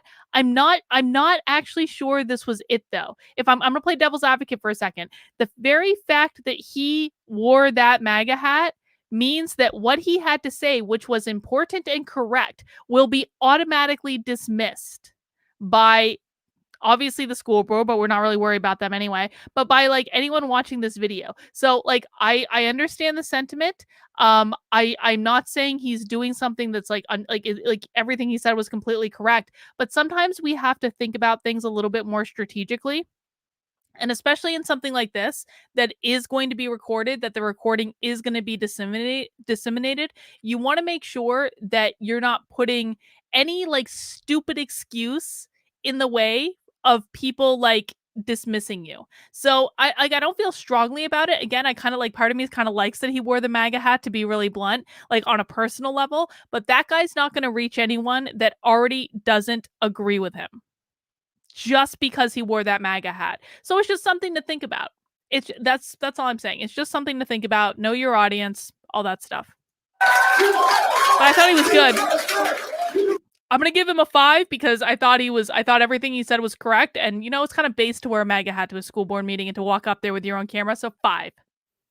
Okay, the next. Now there's a USA chat. And then Casey Clay, and then Jennifer Kelly. Yeah, Liberty and Line. You then, can wear your Gab hat. Salvador Wear your Gab hat. Jaime, Do it. and then Matthew Francis. Robert Rossi's next.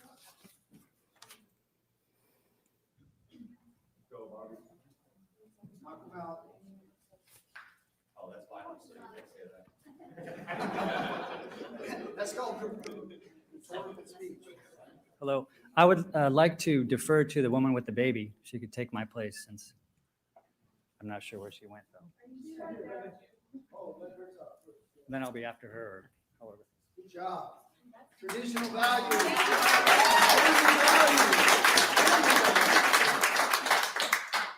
I just ask that you state your name for the record, please. Yes, Nicole. Do you need a last name or? It's Howard. Okay, Nicole, thank you. Sorry about that. I've been a Natomas resident since 2015. In the last 6 years, I've embraced the harmoniously diverse portrait of our community. People from all different walks of life is what makes us unique. I was raised with an open mind and to respect people for who they are, even if they differ from me. These last 18 months have been the worst times I've ever seen. People are no longer respecting each other for their differences in opinion.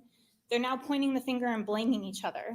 This is a time and place. This is not a time and place for expressing our individual beliefs, but a school is not one of them. Under no circumstances should a teacher bestow, recruit, or incentivize a student to conform to their belief system. The last time I checked, this was not part of our school curriculum. I'm here on behalf of my sister-in-law. She couldn't attend tonight. My nephew was Gabriel's student. Gabriel is not a teacher. He's trying to teach our students about his communist beliefs. What I saw yesterday was an irrational person on a mission to form an army of communist revolutionaries. Never in my life have I witnessed this type of inappropriate behaviors from someone whose job it is to educate our students. These young adults have been through so much stress and trauma recently.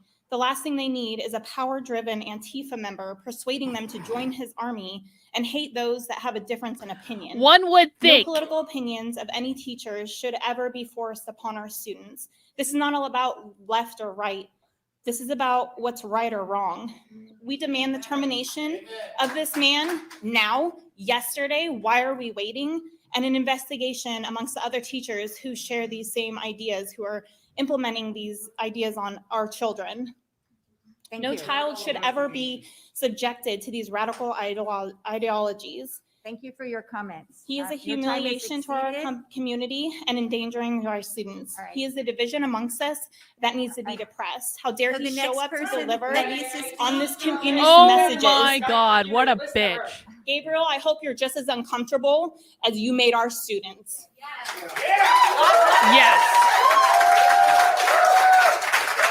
Again, another example of someone who you can kind of tell is not like that comfortable with public speaking, had literal baby on her hip. She gets a 4 for that baby alone. She gets a 4 for holding that child was well behaved. That child wasn't crying. As someone who's on airplanes more than I like to be, like non-crying children are important. No, I'm gonna give her a 4, but like 0 points for that school board bitch who was trying to interrupt the mother holding a child in her arms. Come on.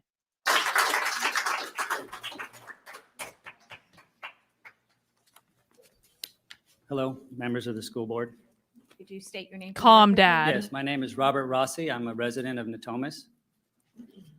I would like to ask the members of the school board if they teach their children, foster children, or any young relative or any young person they are custodian of, that they should join the anti-fascist action. or teach them if they feel uncomfortable about themselves, then they should change their gender, or teach them to support Planned Parenthood, or teach them that they are living on stolen land, or that Land communism blessing. is Land better than blessing. capitalism? Do they teach them that Republicans are Nazis? I ask everyone, if Intercom Public Taxpayer High School teacher Gabriel, however you say his name, Gipe, wanted to turn his students into a communist revolutionary, scare the shit out of them, make them feel uncomfortable, and promote the things I have mentioned, would you want your child in this school environment? Would you want the teacher terminated? Would you want to know why he was hired? Would you want his teaching credentials removed? I did too. Think about the students that felt tortured, knowing that they could not speak out. Public K through 12 education should focus on core reading, writing, and mathematics. It should be a positive learning environment, not a radical education. I have the pictures of the posters that hang in the classroom, which I found out are now taken down. Thank you. If the Supreme Court can find the 10 Commandments unconstitutional to be posted in our public classrooms, then how can this be any different? Thank you.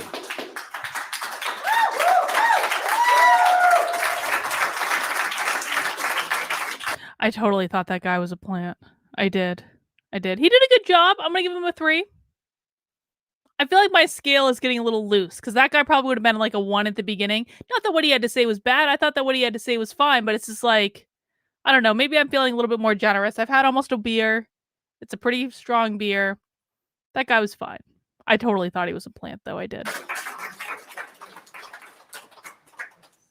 Okay, so it was Casey Clay, and then Jennifer Kelly, and Salvador Jaime, and Matthew Francis, and Christine Fish.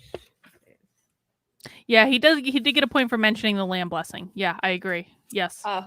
Casey Clay. Just looking out and seeing masks, it's like hiding. Yeah, it's actually quite sickening. So I have three kids. One graduated from Intercom. The other 2 are juniors. And like one of the other parents stated here, my kid that graduated loved Intercom. Diversity, everything that we have to offer. When I heard about this, I wasn't surprised.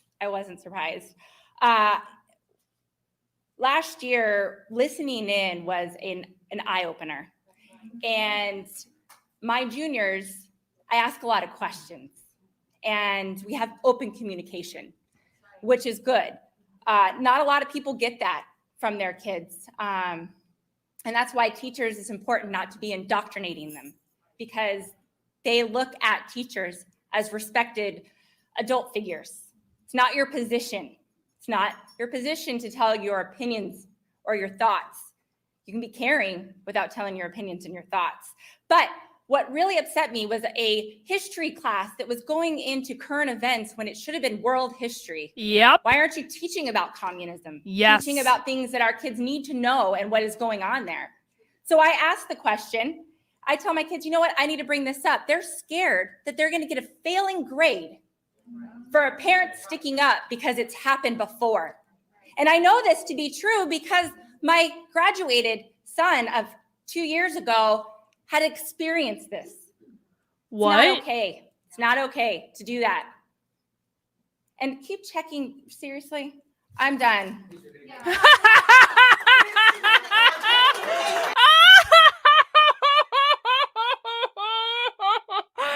Oh, she gets a 7. 7 for that mom. Just because, like, she was, like, so aggravated by the school board.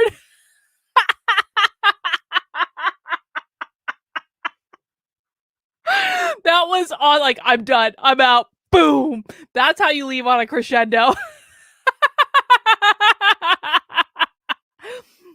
Hang on, someone made a comment in the chat. No, I loved her comment about, like, why aren't you teaching communism in world history?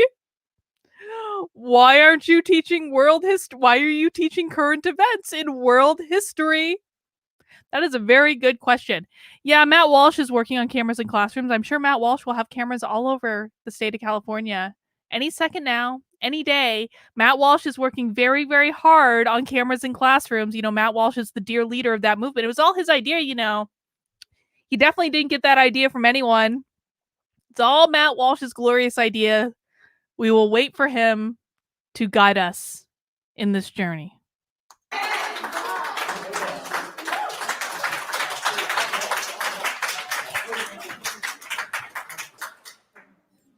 I wrote this down and I don't have my glasses, so I don't know how much this is going to help.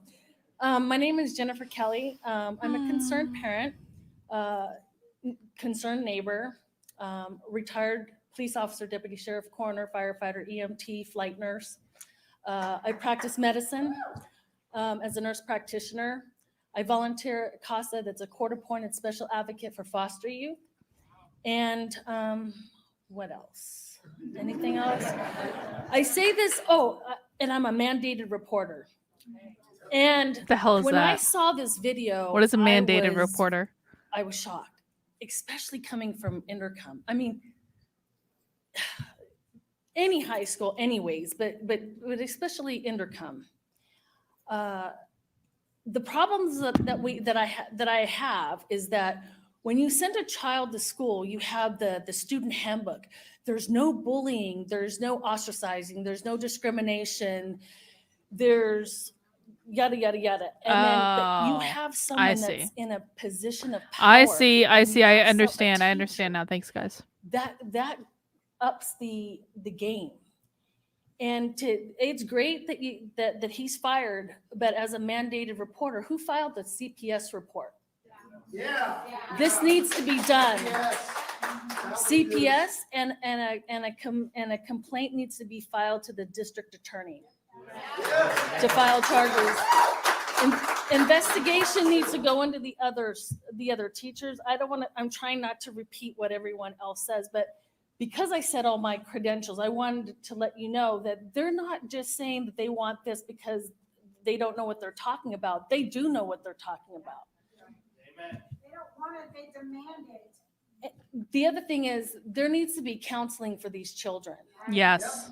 It's huge. I mean, these kids are terrified, and it's going to affect them for the rest of their life. Okay, thank you for your time.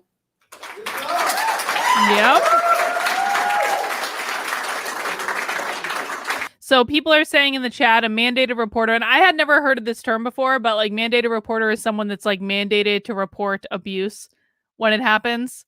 So yeah, I mean, I agree. All right, let's keep going. Also, there's no sarcasm at all about Matt Walsh. Matt Walsh is the dear leader of the Cameras in Classrooms movement. I don't know why you guys would think I was being sarcastic about this. Matt Walsh came up with this whole idea on his own. He has a strategy. Sent out all these emails about cameras in classrooms, went on Tucker Carlson talking about cameras in classrooms. I have 100% belief that Matt Walsh will save us all with his obviously dyed beard. 3. So once again, my name is Eduardo. Last name Jaime. Thank you once again for not canceling the meeting. First of all, I'll make it quick. I happen to be one of those parents whose daughter was in his class. Wow. I was proud to know that she was taking an AP class, and she's looking forward to college. Then I come across the video yesterday. I'm still a little shocked, still going through the emotions. I contacted the school. I believe I spoke with Vice Principal Brian. He actually, I have to say, I felt his heart is in the right place. I said, what's your opinion? Is that what you guys' policy is? He said, no. I said, well, what am I gonna do? I know it's a teachable moment for me, but what can I do as a parent? And I didn't think he was gonna say anything. He said, you know what, you're doing the right thing. If you care about it, you're calling us. If you care about it, then go ahead and go to the meeting and let him know how you feel. I talked to my daughter, and the guy seems very nice, whatever. The first thing that he said to them to the students at the beginning the same thing that he said on the video. I have 180 days to turn you guys into revolutionaries. Wow. That's how he started the year, okay? Now they asked him, well, what's going on? He said, I can't tell you anymore. He said, I don't know you guys yet. So from the very beginning, he planted the seed. Oh. And this guy is in a position of power. My God. And part of me feels bad for the guy. He went to Sac State. He's a local guy. But, you guys have to educate, not indoctrinate. It's part of me feels hopeless almost. That he's right. We keep moving to the left. They're now putting posters of Mao. I could just go on and on, but I don't want to vent. Thank you guys for taking action. I'm going to hope that you guys are doing it because it's the right thing, and not because you're being forced to do it. Once again,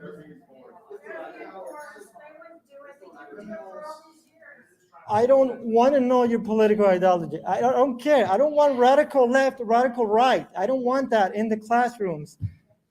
I can't believe that we got into that point where a teacher is actually bold enough, a Marxist, an Antifa terrorist. I mean, All right. Thank you guys. Thank you guys Thank for you. listening. Thank you. That guy's too nice. He's too nice. I'm sure he's a lovely gentleman. He seems like he has a pure heart. He believes these people when they say to him, if you have a concern, speak up. That's what you need to do. You're doing the right thing. He's too nice. If that room was filled with guys like that, I'm sorry. I'm sure he's a wonderful person. I feel for him that he had a kid in this class. But he's too nice. 1. He gets a 1. Too nice.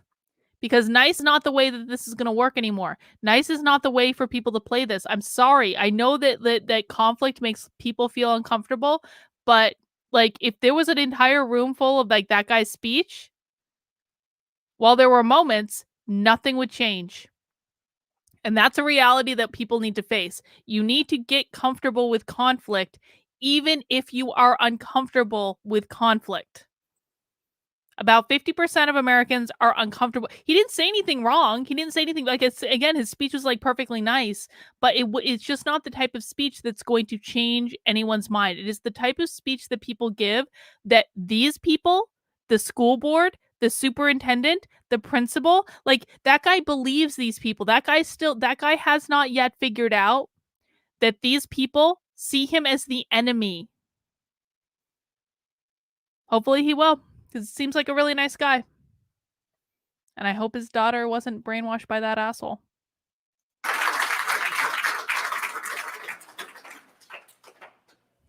Hi, my name is Matthew Francis.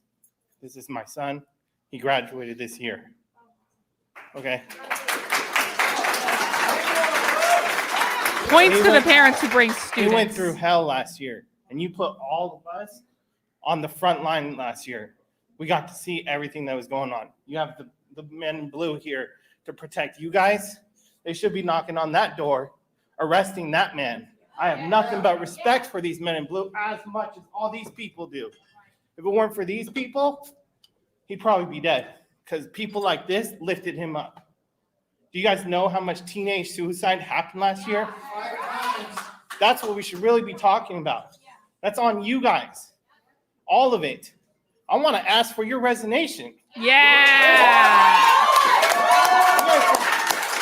You guys don't deserve this job. There's many people in this room that can do your job 1,000 times better. I promise you, I'm one of them. Because I care about children. I don't think you guys do. Or you wouldn't let this kind of stuff happen. This is ridiculous. I got this video this morning, and let me tell you, I'm not shocked. Why? Because there's another teacher right down the road at Leroy Green Academy who did the same thing to my son and to many others. Oh my God. You people know who it is. I'm not even going to mention the name because thank God for these people because I'm going to go talk to them and they're going to do another video Because you're going to see another video as soon as they get to talk to me. I promise you that. You already know his name. I don't even got to mention it. I'm appalled that that man is still teaching at my daughter's school. I cannot believe it. My daughter is taking AP World History. She's so uncomfortable with taking the class. You know why she's taking that class? Because I wouldn't let her be in this other person's class. That's on you. Yes. Yes. That guy gets points for bringing his kid. I like that the kid was standing there looking, again, righteous indignation. Righteous indignation. The left has contempt for every single one of you. Every single person in this chat right now, they hate you. They hate you. Stop treating them as though they are the good guy. It is perfectly fine to have righteous indignation when righteous indignation is warranted. Nick H says, stop asking and start demanding. That is exactly right. And then if they don't do it, you follow up and you follow up again and you follow up again and you do it again and you hit them again and you do not stop until you get what you want. Because that is the only language that these people understand. That's it. Doing something once is not enough. Doing it twice is not enough. You keep hitting them and hitting them and hitting them and hitting them in the same way that they have hit you over and over and over and over and over again. You let them know you're not fucking around. I have right over here on my wall, I have a poster that has lemons on it. I wish I could show it to you guys, but I really cannot bring my camera over to that. It's just not going to work. But like, I have a poster with lemons on it. And what it says on it is, when life gives you lemons, eat them whole. Seriously. Just choke them down. Seeds, pulp, skin, and all. And don't break eye contact. Maybe life will stop being such an asshole if you show it that you're done fucking around.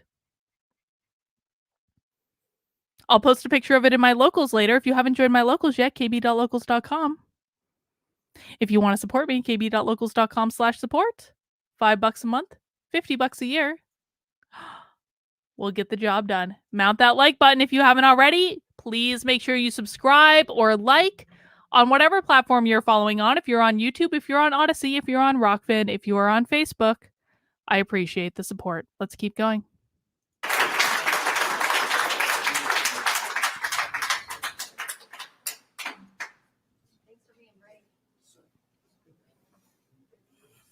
Good evening, board.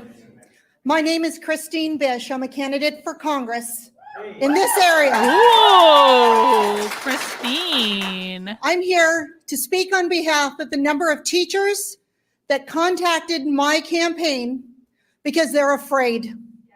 They're afraid to speak out, that you won't defend them against the teachers union, that will have them railroaded out of their jobs, out of their careers, which will ultimately railroad them out of their homes. The majority of teachers, I believe, are good. They have a passion, went through everything it took to get through school, to get the teaching credential, and want to be in a beautiful school district. This should be the flagship for Sacramento, one of our most technologically advanced high schools, and we have students afraid to go here. I know of one board member here who has consistently fought for the students and for the teachers that are afraid to stand here and say this. I'd appreciate it if you didn't play with your phone while I was speaking. You need to look at me. I'm paying you the courtesy of standing here speaking to you, so looking away. Now we know what happened. We know what happened when the children came to the school board, to the principal, to their counselors, and begged for help because they were being tortured and indoctrinated by a teacher. Because you turned your head away. You decided to play with your phone. You're going to see plenty of your face on social media when these people leave here. There may be lawsuits, but what I can tell you is I've had multiple teachers tell me they have complained. They've had students complain. They've had parents complain. We need a full and thorough criminal investigation. Yes, from the queen. bottom up, from the janitors all the way up to the superintendent, to find out who was ignored. And to the one person I know on this board that has consistently fought for the rights of the students and to take care of the teachers here, thank you. Thank you. Yes. Oh, she was awesome. That woman was awesome. That woman gets, oh God, that woman's right up there with green shirt guy. That woman's with green shirt guy. I don't know. I have to give that woman like a 20 or something. That woman is like, that was awesome. That was awesome. All right, I want to show you guys real quick. I want to show you guys. I took a picture of the lemon thing. So this is the poster that I have on my wall. See, it's like, I know you can see my shadow in it, whatever. It was a quick solution. But that's what I'm talking about. When life gives you lemons, eat them whole. Seriously, choke them down. Skin, pulp, seeds, and all. And don't break eye contact. Maybe life will stop being such an asshole if you show it that you're done fucking around. This is the attitude. That woman has we're going to call this yellow pilled. That woman has the yellow pilled attitude. All right. Let's get back into this. This is awesome. Are you guys enjoying this? Is this a nice little break from what we usually do on Happy Hour? Is everyone enjoying it? All right. Mount that like button if you haven't already. Please and thank you. Let's keep going.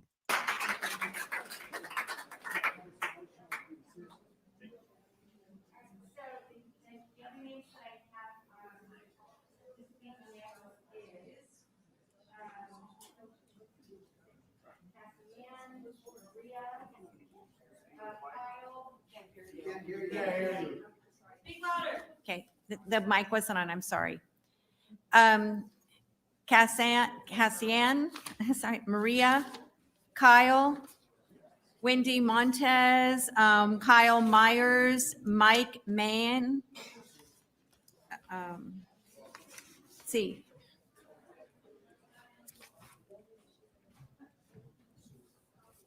Why is that school board guy leaving? Why is the guy leaving? He can sit his ass in that chair. Potts. First of all, I would like to thank every parent that's in here right now.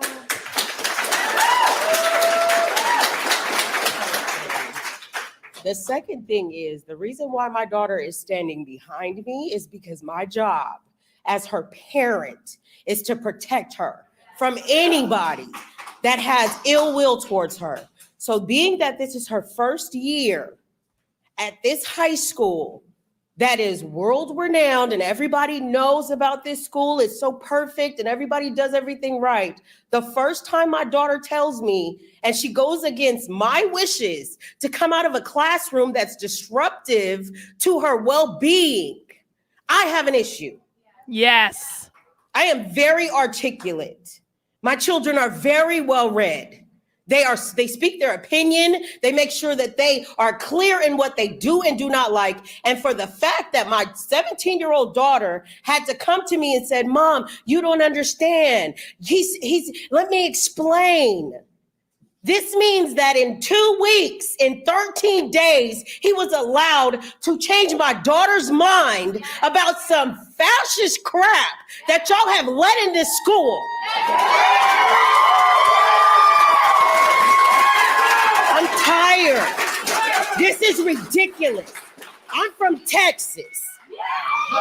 So this don't go on in Texas. This does not go on in Texas. There are 2 grades higher than California, period. So to think that my very sound-minded daughter would go against me and my wishes and our values in our home to be able to go and support this man and he is putting her in harm's way. What the hell are y'all doing? Yes! I'm tired. How long does it have to go on before somebody says something? How long? How long? What are you gonna do? That's the question. Get him out of here. We don't fucking care about this boy. He got to go. Yeah! Yeah!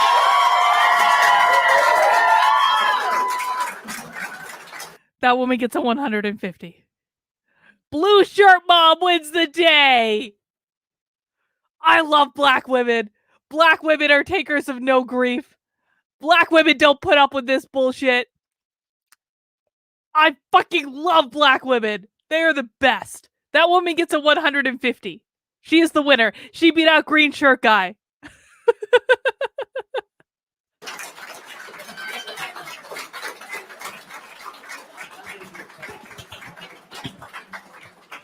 Good evening. My name is Maria Pacelli, and 2 years ago, my youngest child graduated from Indercombe High School. I can tell you that there is a culture of toxicity at this school, and we tried to address it during his attendance there. When he was a sophomore, his first year there, he took an English class, and there was subtle indoctrination in the curricula. It is not just in the government classes that this toxicity and poison is occurring. It is in English classes. It is in art classes. We tried to address it through the proper chain of command, only to be told it would be taken care of. And here I am tonight, and he's graduated. Yes. I was born in Venezuela, and while I have been here in the United States for many years, my family, my father's side is still there. So what I hear is second and third hand information. I do not want this place and this educational system to become Venezuela. Yeah! And it is up to you. You have heard the people speak. You work for us. We expect you to do the jobs that you were elected to do. Thank you. Yeah! That woman gets a 10 for being from Venezuela. You can see the scale has just totally been thrown out the window at this point. There's just going to be arbitrary numbers assigned. Blue shirt mom is winning. Green shirt dad is in second. That woman was awesome. It's a shame. The juxtaposition is a shame because that woman would have been more awesome had she not been right after blue shirt mom. But blue shirt mom won the day. The best.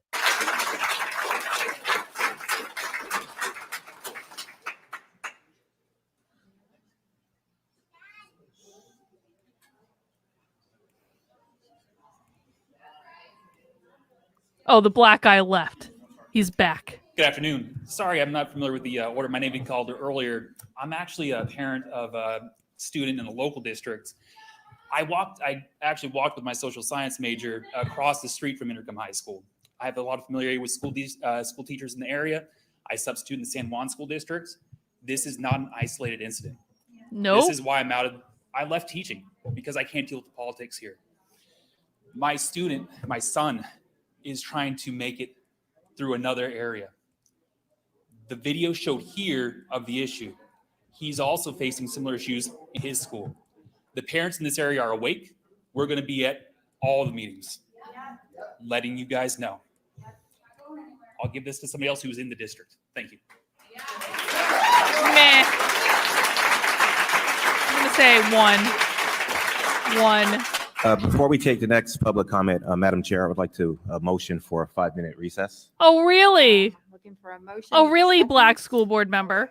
All right, second by trustee Baines. Do we need to call the roll on this or just take a? Baines. Grant. Aye. Hardin. Really? Heredia. Aye. Kaplan. Wally Ollie. All right. Aye. All right. Meeting's adjourned for a brief break. Yes, good evening, Okay. Governing Board, Superintendent Evans, Superintendent's Cabinet. Oh, they're My name is back. Roman Munoz. I am your General Counsel. I'd like to remind the board that our board bylaw for public comment on items not on the agenda, 2 minutes per speaker, 20 minutes. Fuck you. total. We far exceeded that. And we have, we have times to go through, and we have other presentations to make this evening. And we will finish the public statements that we have, the public comments we have right now. So these are the last ones that we have. I think there's about 14 or 15, and we will call them up. President. So, listen, like, for as much of a shill as I think this superintendent is, I actually have to give him credit for basically just telling his general counsel to fuck off. Because the general counsel was like, I'm sorry, like, shut the hell up and sit down. Because if those parents hadn't been heard, they were going to riot.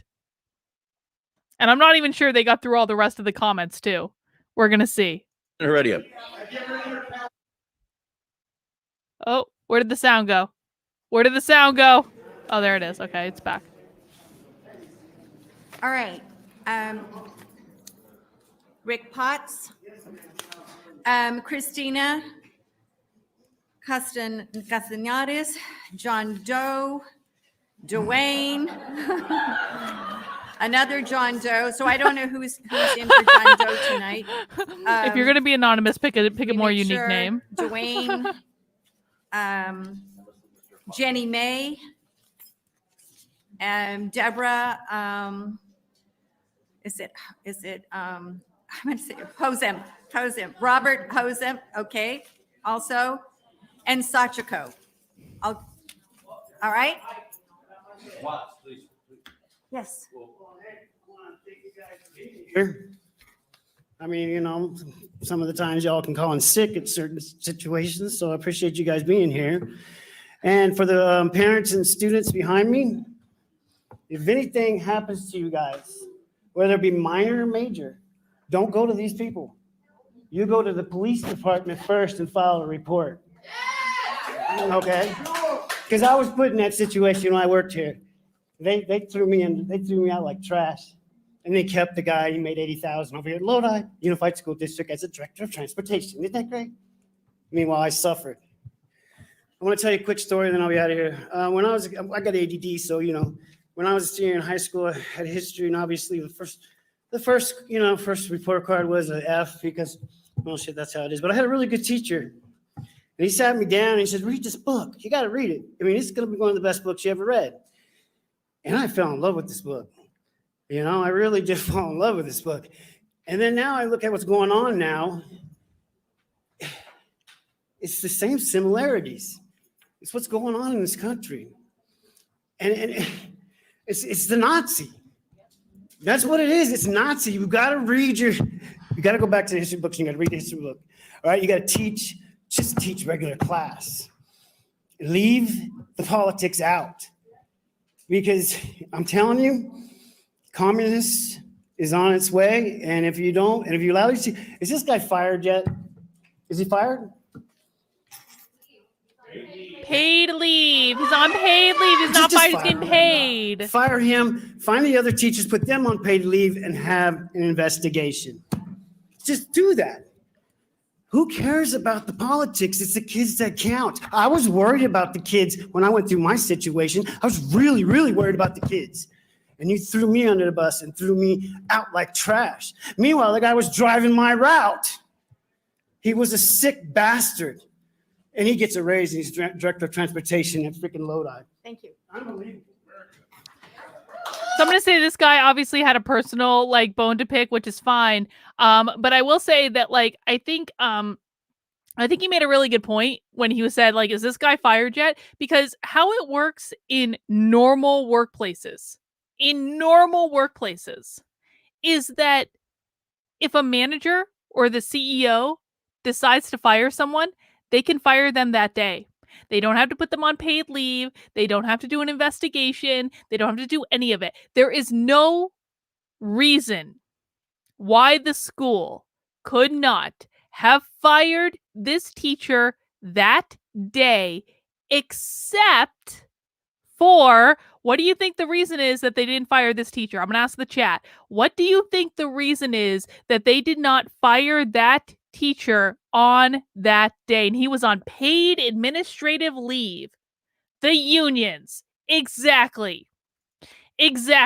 Silly white boy. The unions. Scarlett. The unions. Lady. The unions. Monica. The unions. Ava. The unions. Scots. Irish. The unions. Carol. The unions. It is all because of the teachers' unions. That's it. Teachers in public schools are government employees. They are employees of the state. You pay their salary. In any normal organization, if you want someone gone, you can fire them that effing day. It's because of the unions. It's because of the teachers' unions. The teachers' unions are not your friends. The teachers' unions do not care about your kids. The teachers' unions do have one purpose, and that is to protect state employees from any sort of accountability at all. Let's keep going. Mount that like button.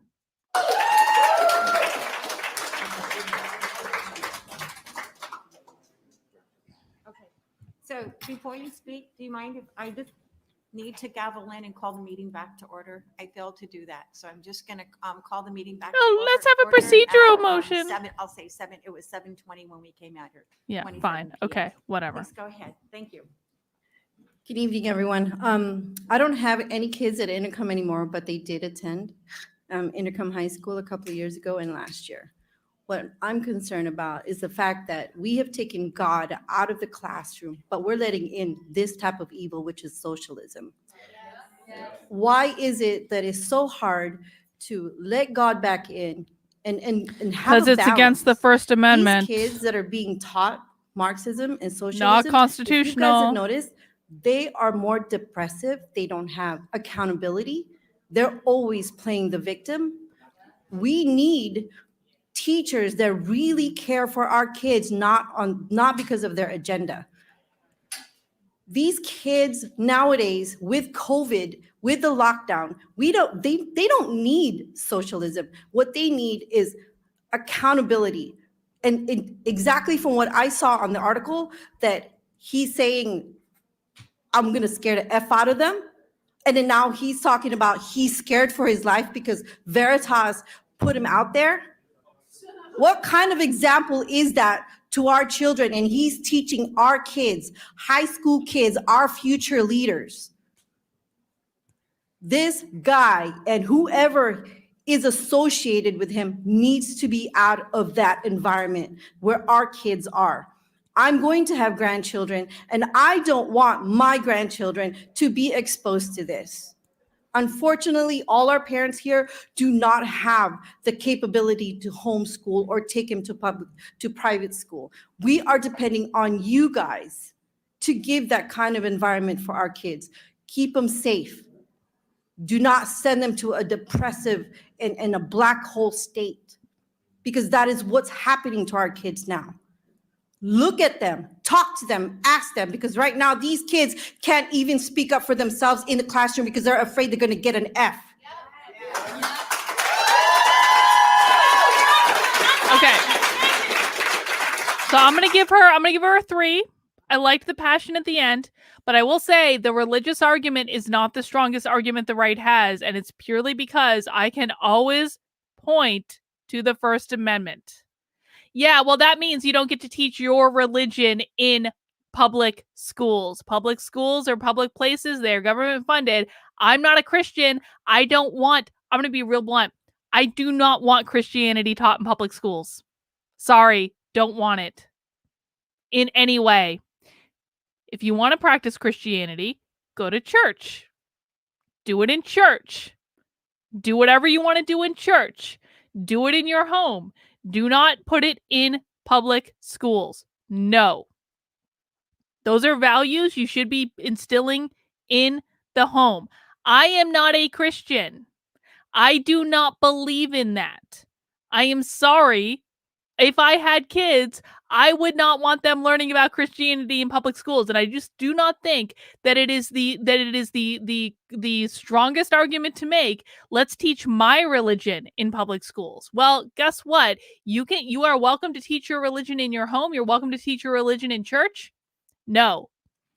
Religion has no place in public schools. Sorry.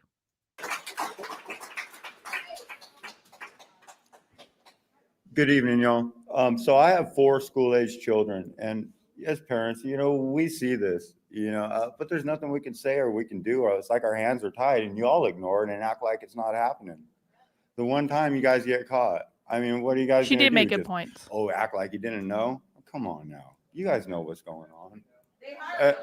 Hey, hey, and I'd like to give a special, I'd like to give a special. People are yelling cameras in classrooms. Cameras in Classrooms is entirely Matt Walsh's idea. Matt Walsh is the leader of the Cameras in Classrooms initiative. I certainly didn't come up with it at all or coin the fucking hashtag. Matt Walsh will lead us all. Special shout out to Gabe. Thank you for telling on all your buddies. Hey, you freaking rat.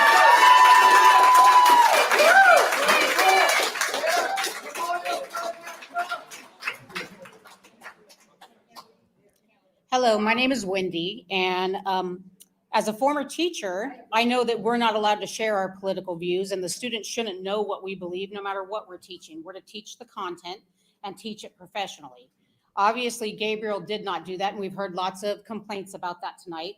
But my concern is with the Facebook page that says Natomas Unified School Forum, and we have a board member, Lisa Kaplan, who is an admin. I have literally 4 different Bibles sitting on my bookshelf as we speak. I have read the Bible more than most Christians have read the Bible. And yet I'm not a Christian and I don't want it taught in public schools. Thanks. For that board member, for that Facebook page. And today when a parent asked to see the video, I posted the video from Project Veritas, the Facebook link, and her response was, "This is inappropriate for this forum and will be deleted." Phil. Wait.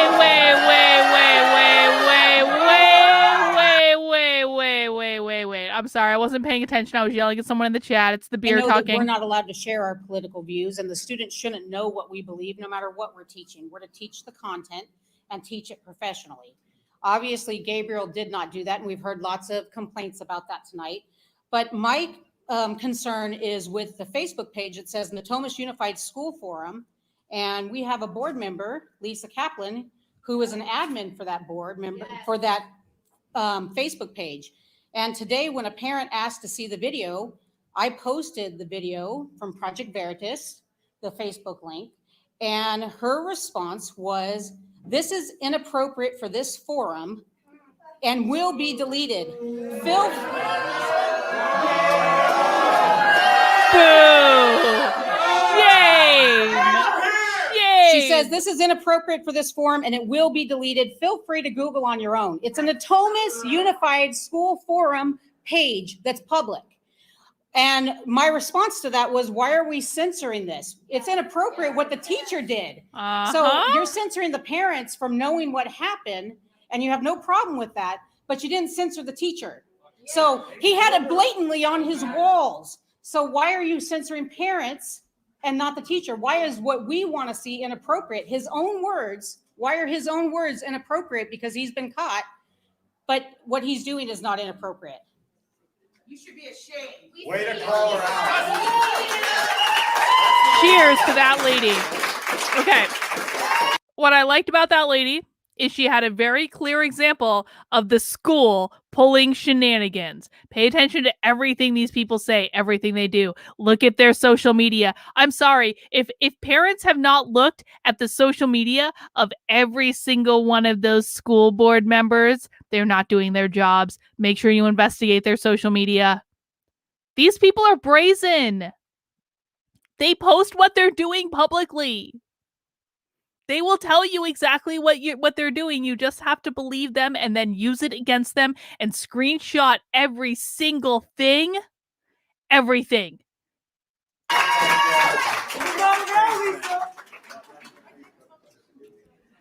Marilyn Jackson, Director at educationimpact.us.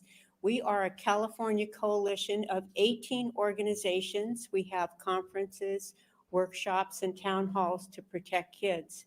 Oh, Parents 4 for her. 4. are already freaked out over the age-inappropriate sex ed and critical race theory. And now they find out that their kids are being indoctrinated and recruited by an Antifa teacher. In fact, there's a whole group of them here. I would like to draw the board's attention to the California Education Code, Article 4, number 5130, no teacher giving instruction in any school or on any property belonging to any agencies, including the public school system, shall advocate or teach communism with the intent to indoctrinate or to inculcate in the mind of any pupil a preference for communism. I believe you guys took an oath to uphold that.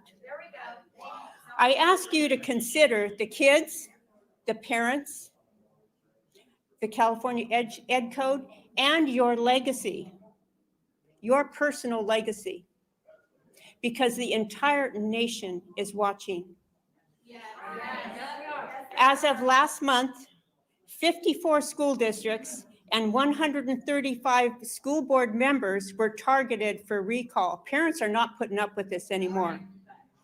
I urge you to dismiss the teacher and any other Antifa affiliated teachers in your school district.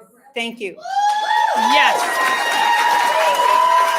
I'm going to be honest. I underestimated that lady.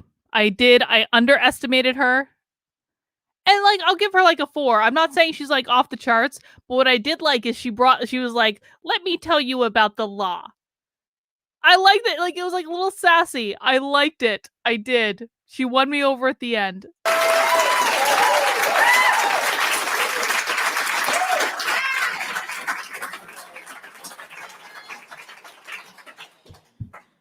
Hello, everyone. I'm Bobby. I'm a sophomore here. Hello, Bobby. Intercom. I go to school here. I am under all of your instruction.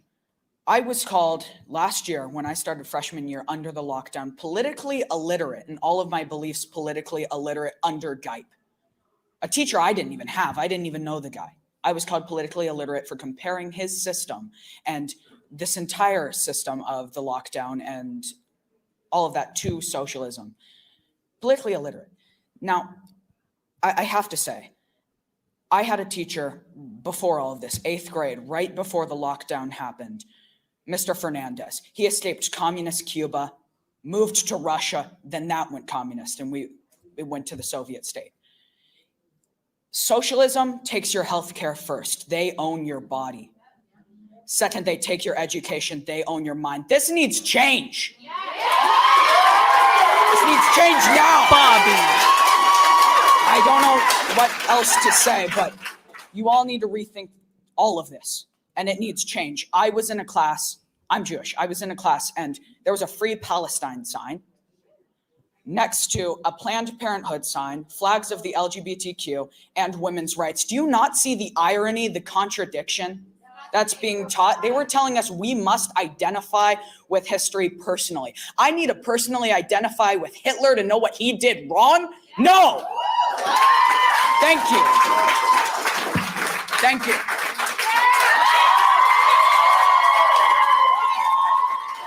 Bobby gets 19 points.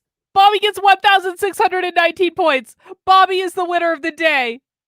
Bobby is more based than Green Shirt Dad.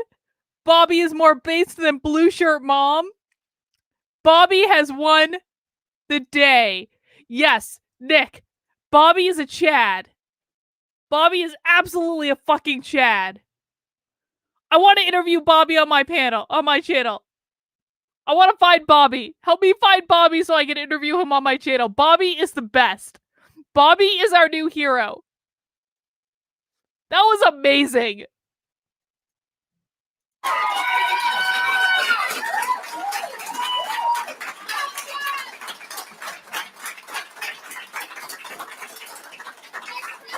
Bobby needs a YouTube channel of its very own. Yes! Yes, Mom! Yes! My name is Deborah. If I cannot interview Bobby himself, I will take Bobby's mom as a substitute. You guys need to help me find Bobby's mom. Someone needs to introduce me to Bobby's mom. I'm not even joking about this. Hozempa. He's in 10th grade. The beginning of the year started with a history teacher. How incredible. In this class, which he just spoke of, he went to voice his discomfort. because it's just something that, yes, there are times, whether you agree with it, whether you don't agree with it, but for these children to have to see these images for an hour and try to absorb them without any explanation of what they are or what it means to them, and they don't. They're just inundated with images without explanation. Go along to get along. Well, he won't do that, and I won't do that. I do have a question in regards to curriculum. Last year, it was very difficult. I know the previous year, I was so excited. The school district bought new curriculum books. We got to go and pick and browse and see which ones and voted on them. So last year, he got all of his workbooks, his books, brought them home. Not one teacher used those books. They had their own curriculum. Where is that from? Is it approved by you? Do you know what each of those classes are teaching? You don't. Because in his history class this year that he had for a week, they took identity tests. They took personality quizzes. A 14-year-old taking a personality quiz in a history class. For what? Exactly how does that relate to history is the question. And that was his question. My husband, who's a psychology, data analytics person, said, you will not do this homework. We sent an email to the teacher saying, this is inappropriate. Give him a history assignment. She did somewhat. Then the next day, same thing. But this time he emailed his counselor saying, I think I need to be moved from the class. Then he was called up by the teacher and she said, I think you need to be moved out of this class. So, wow. I don't think that's fair for him. He didn't do anything wrong. She did. And she was uncomfortable, I think, with that fact and the fact that we were pushing back. Time, it's time. Okay, so I have just one more minute. Why, even today, they have yet to crack the books? Why did we spend hundreds of thousands of dollars on curriculum when they're not using it? That's my question I want to know. And if you know what the curriculum is, because it's all worksheets and not books, including math.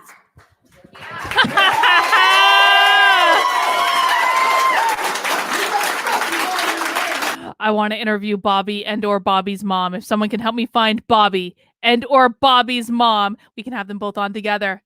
I absolutely want to talk to Bobby and or Bobby's mom. Bobby gets 16-19, his mother gets 10. All right, Madam Chair, I'm going to motion for another recess.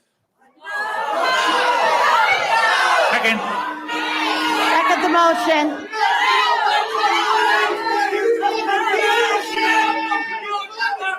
Is this where they peace out? This is where Is they the peace prior out? unanimous roll call without objection?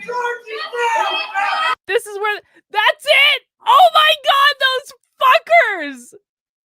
Those fuckers! Yes. Those fuckers called for a break and then left. Yes, I would say that Bobby's mom has got it going on. I would say that. Yes, yes. What cowards! Holy shit! What absolute and total cowards those people are. All right, guys, do you want to do some call-ins? Who wants to do some call-ins? Let's talk about what we just saw. Let's do some call-ins. If you want to call in, I will be posting this on my main YouTube channel. If you're watching somewhere else, tough cookies, I'm not posting it everywhere. But if you want to call in, I will be posting the link on my main YouTube channel. And if you want to call in, you're going to have to visit my main YouTube channel for the link. There is the link. I have just posted in the chat. Actually, let me post it better. For call-ins. Anyone can call in. There are some rules for call-ins. We'll go over those in a second. But in the meantime, while people are getting hooked up and trying to call in, guys, just a reminder, if you want to support the work I'm doing, there are several ways you can do it. You can subscribe to whatever platform you're watching on, whether it be YouTube, my first channel, my second channel, on Facebook, on Odyssey, or on Rockfin. You can do whatever thumbs uppy thing. I know on Odyssey they have a flame. They have fire on Odyssey. So hit the fire button, hit the thumbs up, whatever you want to do. But the best thing you can do is support my Locals community. Locals is the best place on the internet. It is way better than Twitter. They never censor or ban anything. Guys, I was talking about vaccines on Locals yesterday. I was talking about vaccines. It was great. If you want to join my Locals, it's free to join, kb.locals.com. If you want to support the work I'm doing, it comes to $5 a month or $50 a year, or you can make a one-time gift, and I appreciate all of them. All right. So, if you want to call in, we have 3 rules for call-ins. First off, you've got to click the link that I've just pinned to the top of my YouTube channel. That will bring you into StreamYard, and you don't have to come on camera if you don't want to. If you don't want to, that's fine. But you do have to click the link. You have to have a way to talk to me, because why else are you calling in if you're not talking to me? And we'll have a little chat. Now, I have 3 rules for call-ins. Number 1, you are invited on the stream as a guest. I reserve the right to boot you at any time and for any reason. Number 2, be polite, and you will have a significantly less chance of being booted from the stream. Just be polite. You can like me, you can hate me, you can think I'm awful, but just be polite. Number 3, each caller who follows the first 2 rules will get roughly 5 minutes, unless we're having a really interesting conversation, in which case I can extend the conversation at my leisure. So just click the link I have pinned to the top of the YouTube channel. We have 2 callers right now in the queue. We have Retro Chris and we have Far Lefty. Ooh, Far Lefty, I'm looking forward to talking to you, my friend. Just be polite. Just be polite. That's the rule. All right, we're going to go to Retro Chris first. Retro Chris, welcome to the stream. What's going on? Hi, can you hear me? I can. What's up? Okay, I just have a very brief thing because then I'm off to an appointment, but I wouldn't stop at Bobby. I would do Bobby's mom, Bobby, and if you heard, Bobby's dad is some sort of a psychologist who works with psychology statistics. Have the whole family. It'll be like family fun hour. Yeah, and it would be like he's like in your similar, same field. So I mean, that would be just like a bonus show where all 3 of them, you should get all 3 of them. I think that is a really good idea, Retro Chris. We will try to find Bobby and or Bobby's mom or dad. Okay, and I'm sure because Bobby's a minor, then you'd have to get permission from one of the other 2. So hey, they might as well just come with them. It's a family fun time event to talk about fascism in schools and horrible teachers. It's just good family fun. Yeah, I mean, when we were kids, we were singing these little playground songs that were nasty about our teachers. It's like, this is nothing compared to what, controversy went on there. But anyways, that's all I wanted to say. And I don't remember which school board meeting that is, but I think these parents are awesome. Oh, those parents were great. Yeah, they were awesome. They're amazing. And I wish they were at every school board meeting or everybody had that much passion. I really do. So. I agree. Well, thank you, Retro Chris, and hopefully we can find Bobby and Bobby's family. And I'm going to be making popcorn because the next caller has a very intriguing name, so I'm going to sit back and make everybody virtual popcorn. I know. I'm so excited about the next caller. All right. See. Thanks. Have a great day. All right. Let's see. Far Lefty and then Nate Ivans, you're up. Far Lefty. Hello. Hey there. Bit of a clickbait name, but I did actually want to just give my perspective given the accuracy of the name. Sure. I do think that some of the more impassioned performances, like the green shirt dad, they did actually fall a bit flat for me. I wanted to just communicate that a little bit because I do agree with you that the people you are performing for in technicality is the audience as opposed to the school members, because these people are a bit far gone here.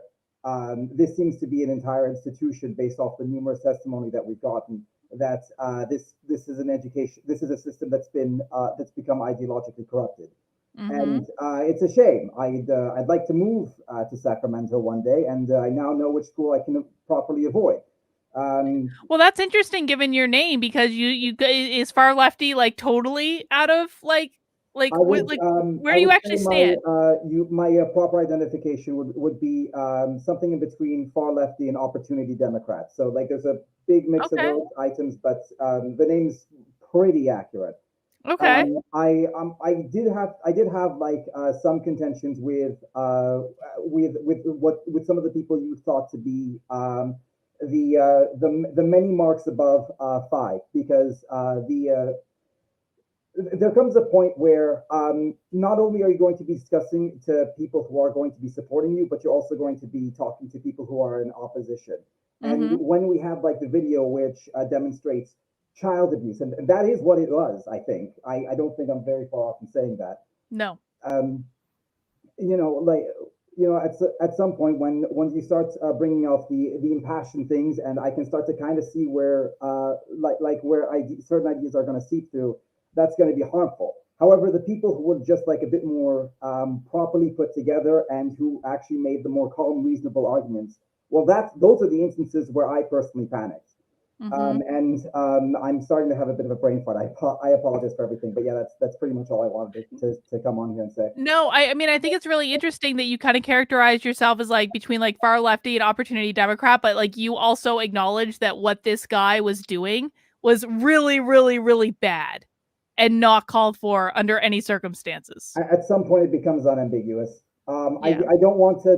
I shouldn't have made something that could have been identified as a legal action, because that's for the lawyers to do. That's one of the things I had.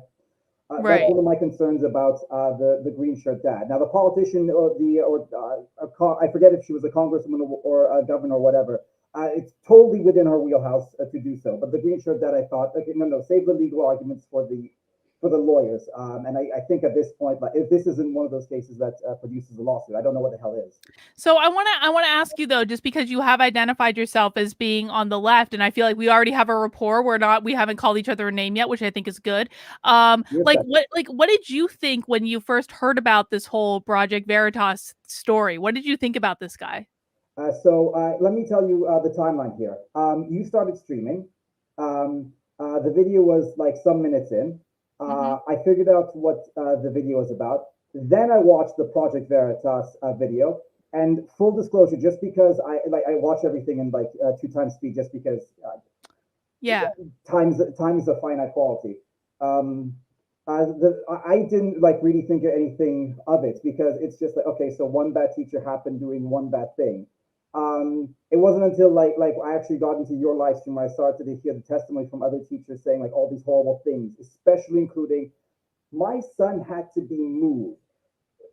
Like there were a bunch of little mic drop moments here where I just go, okay, no, there's being an isolated incident, and there's the exaggeration of circumstances. And if I wrote a novel based on what I heard today, no one would believe me.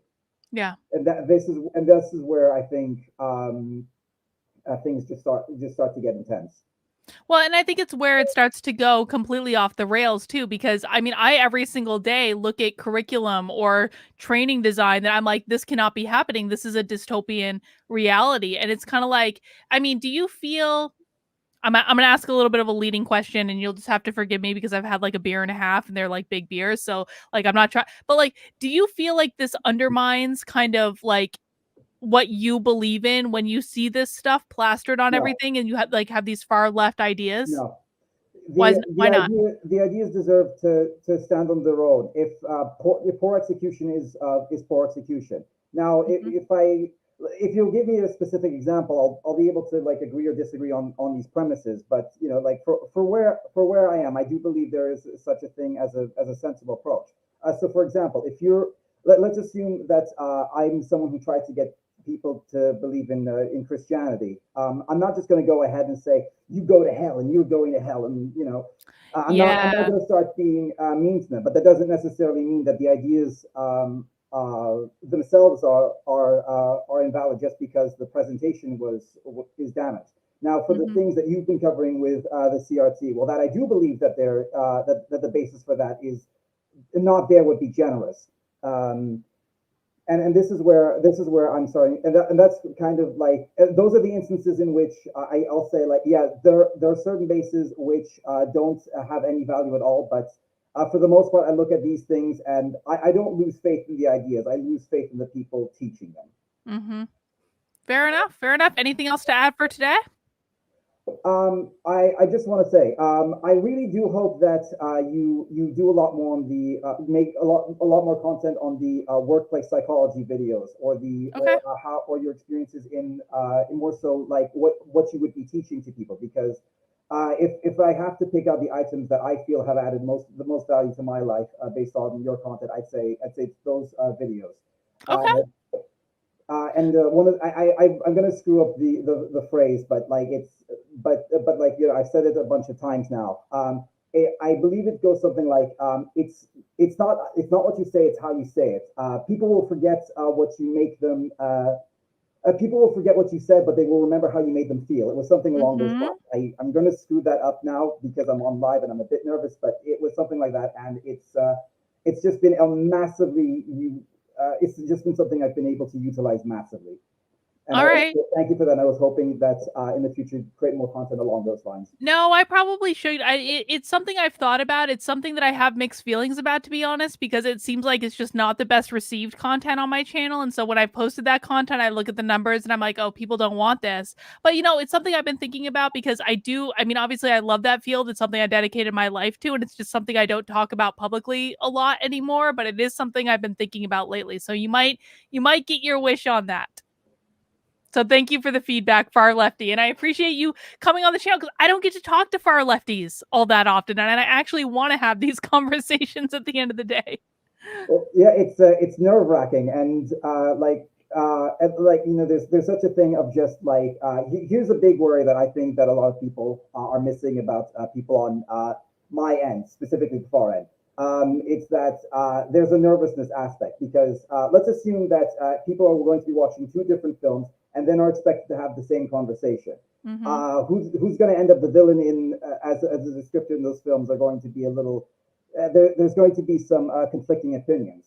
So if I'm someone who doesn't believe in the purity moral, for example, and someone would say that the freedom moral isn't necessarily the all-encompassing item, or maybe the freedom moral is something that people are getting angry at me for.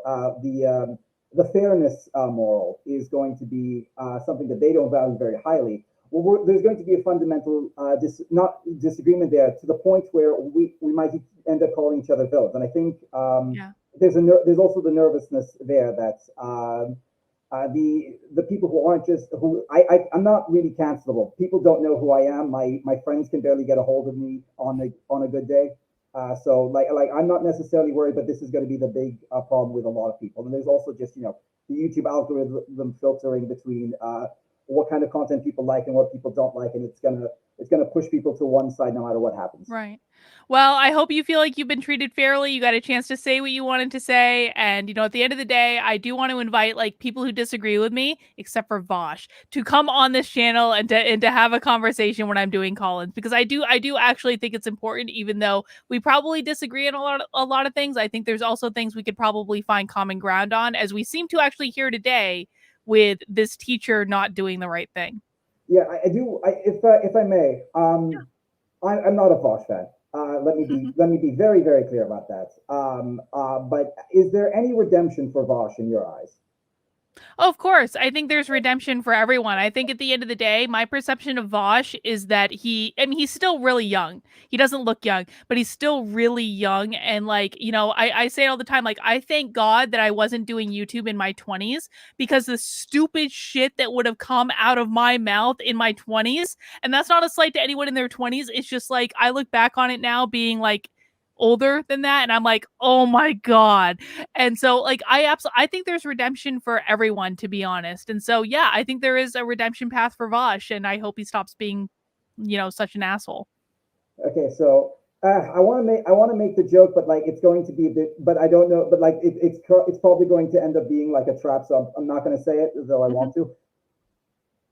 I'll thank you for having me on. I do hope you keep doing the good work that you and Deb are going to be doing.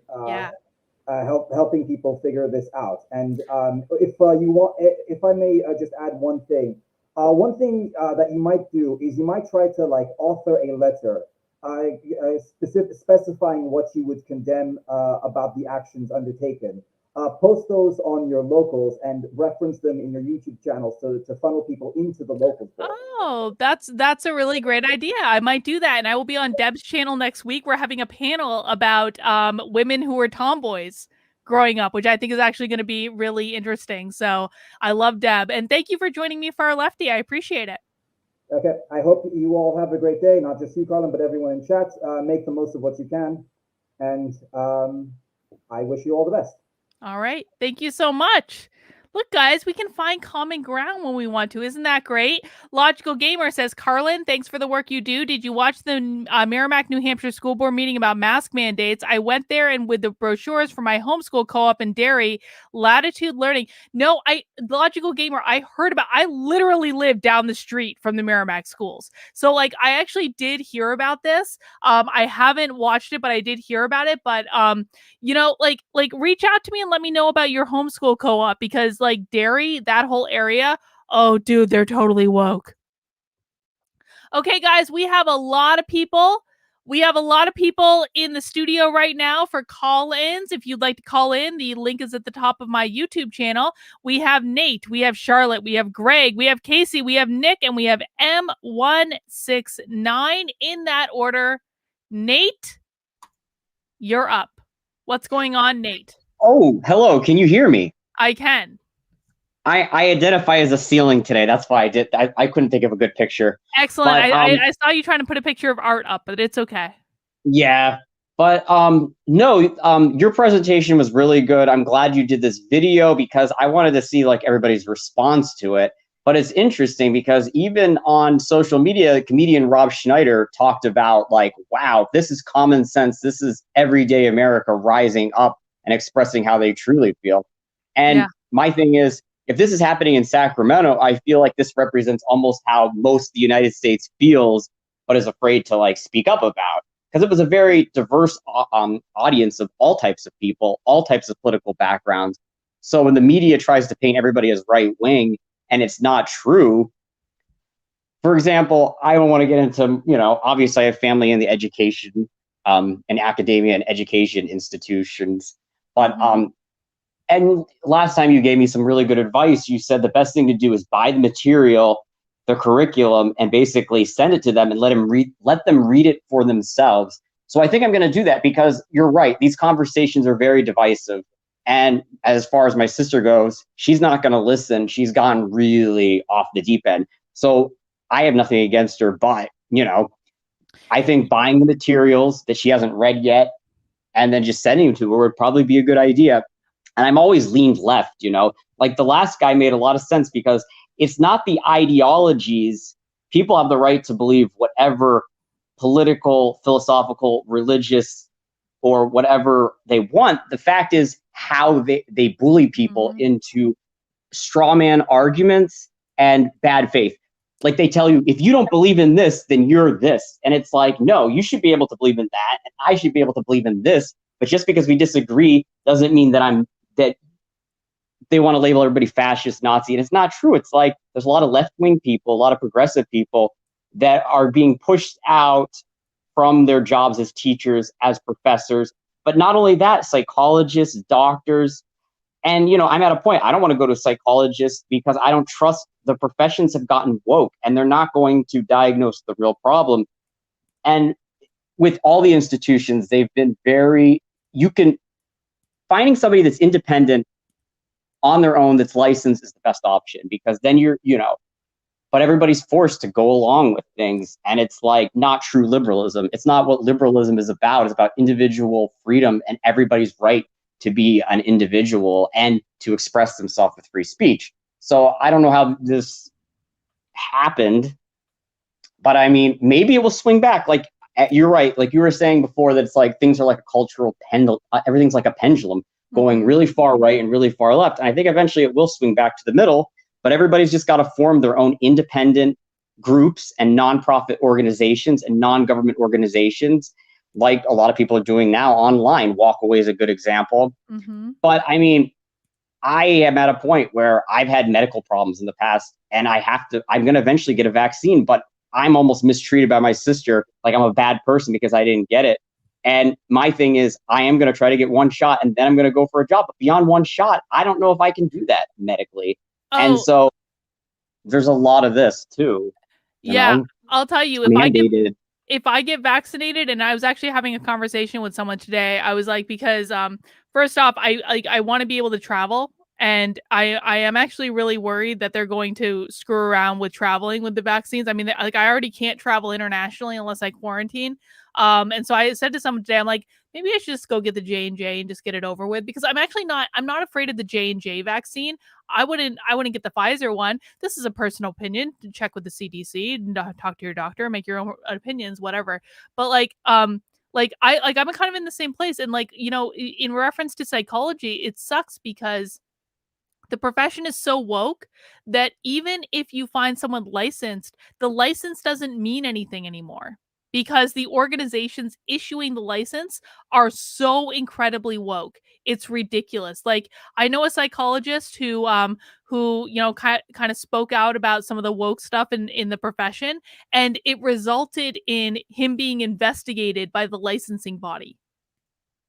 And I'm sorry that I really talked a long time. Like I should have froze to let you speak, because I just went on and on. But yeah, no, it makes sense. Like I feel safe getting one shot, but then doing 2 or 3, I feel like I need to draw the line somewhere. And if I get fired for that, I feel like, well, they're the ones with the problem, because with how I love working and I like to, save my money. I work hard, but it's like, if they're going where I'm at now, the state I'm in, I'm not going to get into that. Yeah. But the restrictions are getting really bad. And the speech that Biden made just made everything 10 times worse.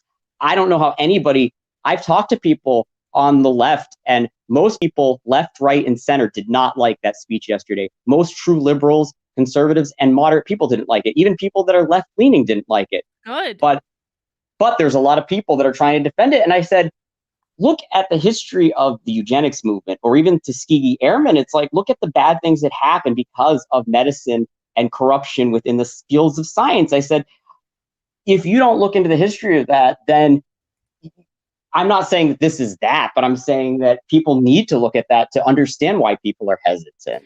Yeah. And people think that I get labeled the bad guy. And most people agree with me. I'd say like 2/3 agree, but you always get 1/3. But then again, I don't know how many people in the comment sections of, ABC News, for example, are paid bots. Well, I've been disappointed. Go ahead. Sorry. No. I was going to say, it's like, I totally agree with you about Biden's speech. That speech changed absolutely no one's mind. No one is getting vaccinated as the result of Biden's speech. They might be getting vaccinated because their employer forces them to, which is bullshit. And to be honest, and I know that it's not as easy as I'm making it out to be, but I would never, ever, ever, ever, ever, ever, ever work for someone that mandated a medical decision. I turned down a $20,000 training gig for 3 hours of work. Well, it's, not 3 hours of work in person. There's prep and there's stuff other than that. But I turned down a $20,000 training gig because they were trying to mandate the vaccine. And I was like, nope, you don't get to pay me to make my medical decision. Sorry. And I understand that people don't want to, I understand it's hard for people to find a job and it's scary and all that, but unless these employers know that there's going to be backlash to mandating a medical decision, then they're not going to change their policies, which is sad. Luckily, I saved my money last year and worked overtime, so I'm in between jobs, but I mean, I'm doing okay, which is good. But I can afford to be picky, which is a good thing. So your suggestion would be that the best thing to do is look for a job that's willing to accommodate my needs. I don't mind getting tested once a week if they need me to do that. Yeah. I don't mind taking the first shot, but after the first, then I feel like my boundaries have been crossed and my rights, And you know what? I really feel like the boosters are going to start to change things. I've heard from people who got the Pfizer vaccine or the Moderna vaccine. When the boosters came out, they were like, no. No. We're not doing it anymore. So we'll see how many boosters it Well, takes before people wake up. There is liberal pushback, which is good. You get people like, you get Breaking Points. This is a great show. They've been doing a great job exposing a lot of stuff that the news media has been covering up. Obviously, Bill Maher. So there is people that are left leaning, you know, Crystal Ball is a great example. And they're trying their best to get the information out there. They're limited. I mean, obviously, they only can tell so much, but people I know and people that are in, you know, academia or even as teachers seem to get their news from network news and CNN and trust it. And it's like, there's no getting through to people like that at this point. And it's like, so the books, buying the books, sending them to my family members who are teachers is the best way to get the message across. They can read it on their own and then they can come to their own conclusions. I think so. And we heard from Far Lefty right before this, like he was disturbed at this guy too. So it's not as though, you know, people, I really think the only hope we have is waking up people on the left. And even if it takes months to do it, just plant the seeds. You can wake up liberals really easily and traditional Democrats really easily, but waking up people that have gone really woke left, like it's, and people that are for the vaccine mandates and for the speech yesterday, there's no reasoning. And it's, and a lot of younger college people, they want communism. They're thrilled about it. They haven't been taught the history of, you know, what happened with the Berlin Wall and, you know, the Maoist revolution. And I explained to them this, and they're like, they act like I'm a bad guy because I'm not saying you shouldn't study it as an ideology and philosophy, but they're not looking at the consequences of what happens under dictatorships. They think that it's going to be all sex, drugs, and free stuff. And it's like, no, that's further from the truth, you know? Exactly. So I think a line was crossed yesterday, and I feel like most everybody agrees. Very few are like defending that speech. So it gives me hope. I hope so, Nate. We're going to see how it plays out. All right. Anything else for today? No, you explained everything really well. Thank you. And I couldn't get a good picture, so I should have did John Lennon. I should have did a John Lennon photo. That's all right. We'll do it next time. All right. All right. Peace out. Have a good one. Bye. All right, guys. Last call for call-ins. I'm going to take everyone that's in the queue right now, but I'm not going to add any more after this next call because I've had some beer and it's probably not a good idea. But I'll tell you the order that you're in right now. You are Charlotte, Greg, Casey, Nick, and M169. And if you want to join and get in the call-in queue, you can do so with the link at the top of my YouTube channel. And we're going to welcome Charlotte. Charlotte, what's going on? Oh my God. I am so glad that you're doing this, by the way. I have a 3-year-old and a 15-month-old. So going into the schools and hearing about the teachers, I don't have, you know, I haven't been able to do the research, but then when I started to come onto your channel and hear what you've been talking about, it has blown me away. And I live in California. I don't mind saying that. We all know that California is just completely crazy right now. I know. Me too. Okay. Me too. And I am like super conservative, more conservative than you. You know, I would almost like to say like, I don't belong to a political party. I'm more like, don't lie to me. You know what I mean? Yeah. Don't freaking lie to me. And I can tell when you are. The bar is low. It is a low bar. Yeah, exactly. But man, I'm nervous because, you know, meeting like a hero is like, makes my heart go. Oh. But I just wanted to say that, yes, arguing with people is super fun if they're game for it. You know what I mean? Talking to the far left and trying to at least suss out what they believe, because you can't convince other people of your own ideas. The more you push against them, the more they're going to push back. And that's what I think the Biden, with the speech that he made, it's about the pushback. It's almost like he doesn't want people to get the vaccine because he's doing exactly the opposite of what would be required in order to convince people to get it. You're 100% correct. He's not listening to people. Listening and trying to understand others' perspective is the number one way to get people to buy into a decision they disagree with. And he's not even doing that. No, and at the end of the speech, he was all like, oh, let's all just come together, sing Kumbaya. But you're blaming like the economy and everything on these unvaccinated people. And if you are vaccinated, you're like terrifying them, even though once you're vaccinated, you're not going to get it. You know, you're not going to the chances of you dying from it are like so small. It's ridiculous. And what really pissed me off was the line in the speech where he said, to the vaccinated workers, we're going to protect you from your unvaccinated coworkers. I was like, come on.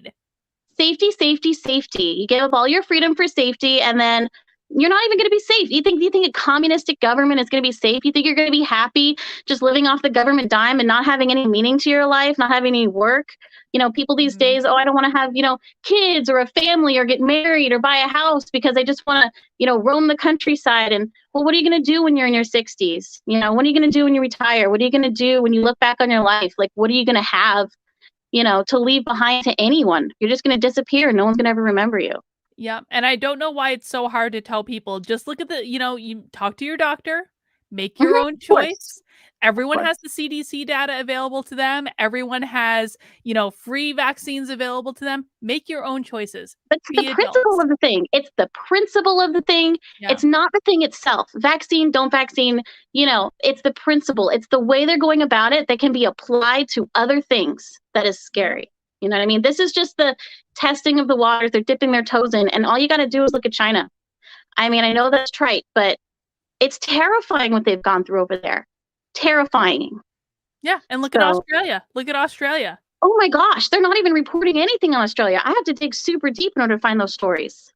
It's crazy. These quarantine camps, like they're like, it's just like, it is absolutely insane. And Children being torn from their parents. Yeah. And if people don't think it can happen here, like it absolutely can happen here. And it's I don't not know why even they about think it this can't. issue. I don't know why they think it can't. You know why? Because we've had it easy. Spoiled. We've had it easy for a long time and we've gotten used to it. And I mean, listen, like in my lifetime, I don't know how old you are, but like in my lifetime, like there was really like one, I think, great civil rights battle. And that was like gay marriage, making sure everyone could like love who they wanted to love. And like once that was fixed, it was like, what else is there? Yeah, what else can we make money off of though? Like it's not really. Everyone likes to think on the far left, oh, they're all so altruistic. They just want to do what's best for us. They want to do this, they want to do that. And I'm thinking, a government that relies on poor people to vote for them so that they can give them free money is not a government that wants you to be wealthy. And I just don't understand it. I don't understand why they put their faith in somebody like that.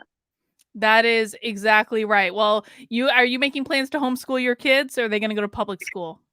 I've got a 3-year-old who goes to a Montessori school, which is a private school, and I will homeschool my children if I can't afford to give them a private school. Yeah, it's the only way to do it, to be honest. It really After is. listening to So you, sad. I cannot even. It would be child abuse to put them in the school. It would be child abuse on my part. I'm a stay-at-home mom too. I mean, I've been planning this out for a long time. I've always wanted to be a stay-at-home mom. I haven't trusted the government or the government school system for a long time, but this has just solidified all of my life choices. Well, are you watching Deb Philman at all? I'm not sure. So Deb Philman runs a YouTube channel called The Reason We Learn, and she homeschooled her kids, and she provides resources to people who are looking into that and explains different aspects of the educational system. And she does a wonderful job. She has a locals community where she helps people figure this out. And Deb understands like how to homeschool in a way that she understands how to utilize all the resources that are available. So it's not just on you. There's so many tools that you can use. So definitely check out Deb's channel on that. That's awesome. I'm about 2 years away before thinking about that, but I'm going to study up because it's really important. Absolutely. Well, Charlotte, anything else for today? No, I want to shake your hand and say thank you very much and continue keeping up the good work, even though I know it feels like the right's against you and the left's against you. You know, I don't agree with everything you say, but that's what makes it exciting. Like, I don't want to listen to somebody I agree with all the time. That's boring. That's what I'm saying. Well, I appreciate that, and I'm not going anywhere. Don't you worry, no matter what. Okay, awesome. Thank you for this opportunity to talk to you. You're welcome. Have a good one. Bye. You too. Bye. I love doing call-ins. Call-ins makes me feel so good. All right, guys, I'm taking the call-in link down now because I do actually have to, stop streaming at some point. But we have Greg, we have Casey, we have Nick, we have M169, and we have some guy at the end. Greg, welcome to the channel. Thanks for having me. I joined you from Canada, so it's different perspective. But watching that, I guess the first thing that comes to mind is negligence. How does the principals, the admins, the other teachers, on and on, walk by that every day, not say a word, but no surprises on the paid with or leave with pay. I guess there's no surprises there that the union would step in. But I wanted to ask your thoughts on the mask mandate and the development of children. Personally, here in Canada, I don't see an end to it anytime soon. I don't know if you know the geography much of Canada, but I'm in Ontario, which is probably the most liberal here in Canada. And we're coming into an election on the 20th, and I plan on moving west just to get away from some of the groupthink here. And, be around like-minded people is a good idea. But I took my kids out. We're homeschooling now. I never thought I'd be doing that. But the mask mandate and just the general fear that teachers were pushing, like just that mentality rubbing off on my kids, I didn't want it. And the mask mandate has never made sense to me. But from you're in psychology, if I'm correct? Yeah. Yep. From a psychology perspective, like, how do you look at that? Because my understanding, I'm an independent journalist here in Canada, is I've looked into it. It's like diction and language development, social development, all these things tied into it. And fundamentally, the thing that pisses me off, if I can say that, is that none of the people that are so-called experts here that get trotted out in front of the cameras ever mention the harm that this is doing to kids. They say it's not that big of a deal and they downplay it all the time.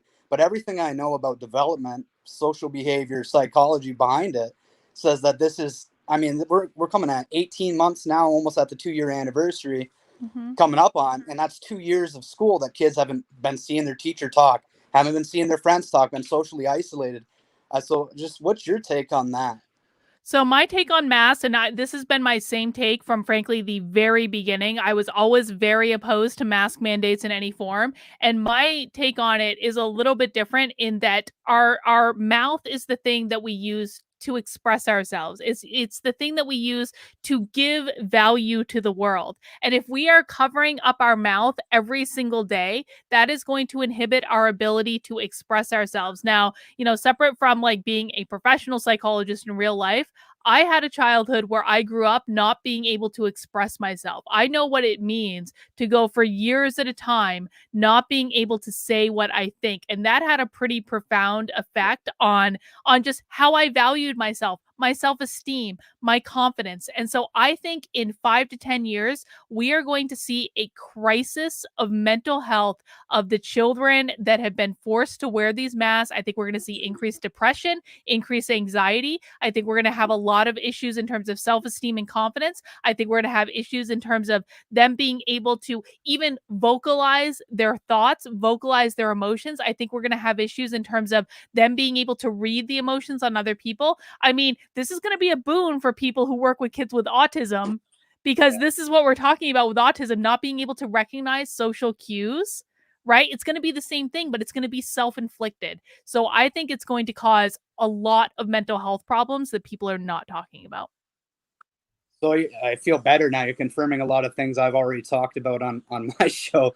But like micro expressions, you nailed it. Like the social development, not being able to see those micro expressions. You don't know how somebody's feeling underneath a mask.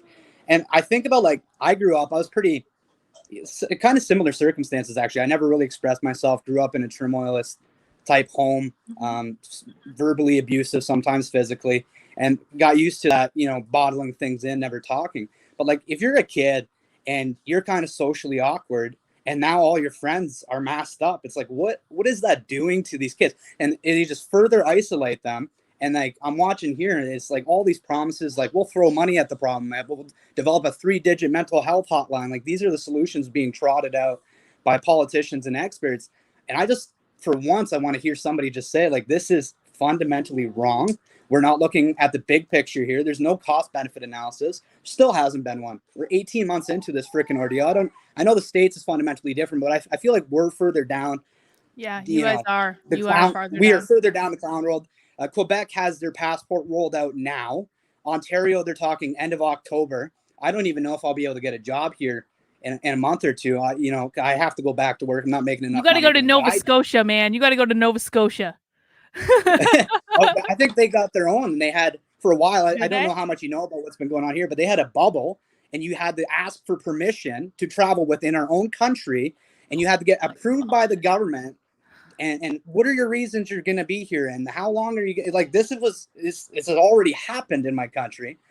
And nobody's saying anything. I wanted to bring up one last thing. So I'm trying to get on an ethics professor who just got released from her job at the University of Western Ontario. Okay, so she's an ethics professor. Her name's Julie Panesse.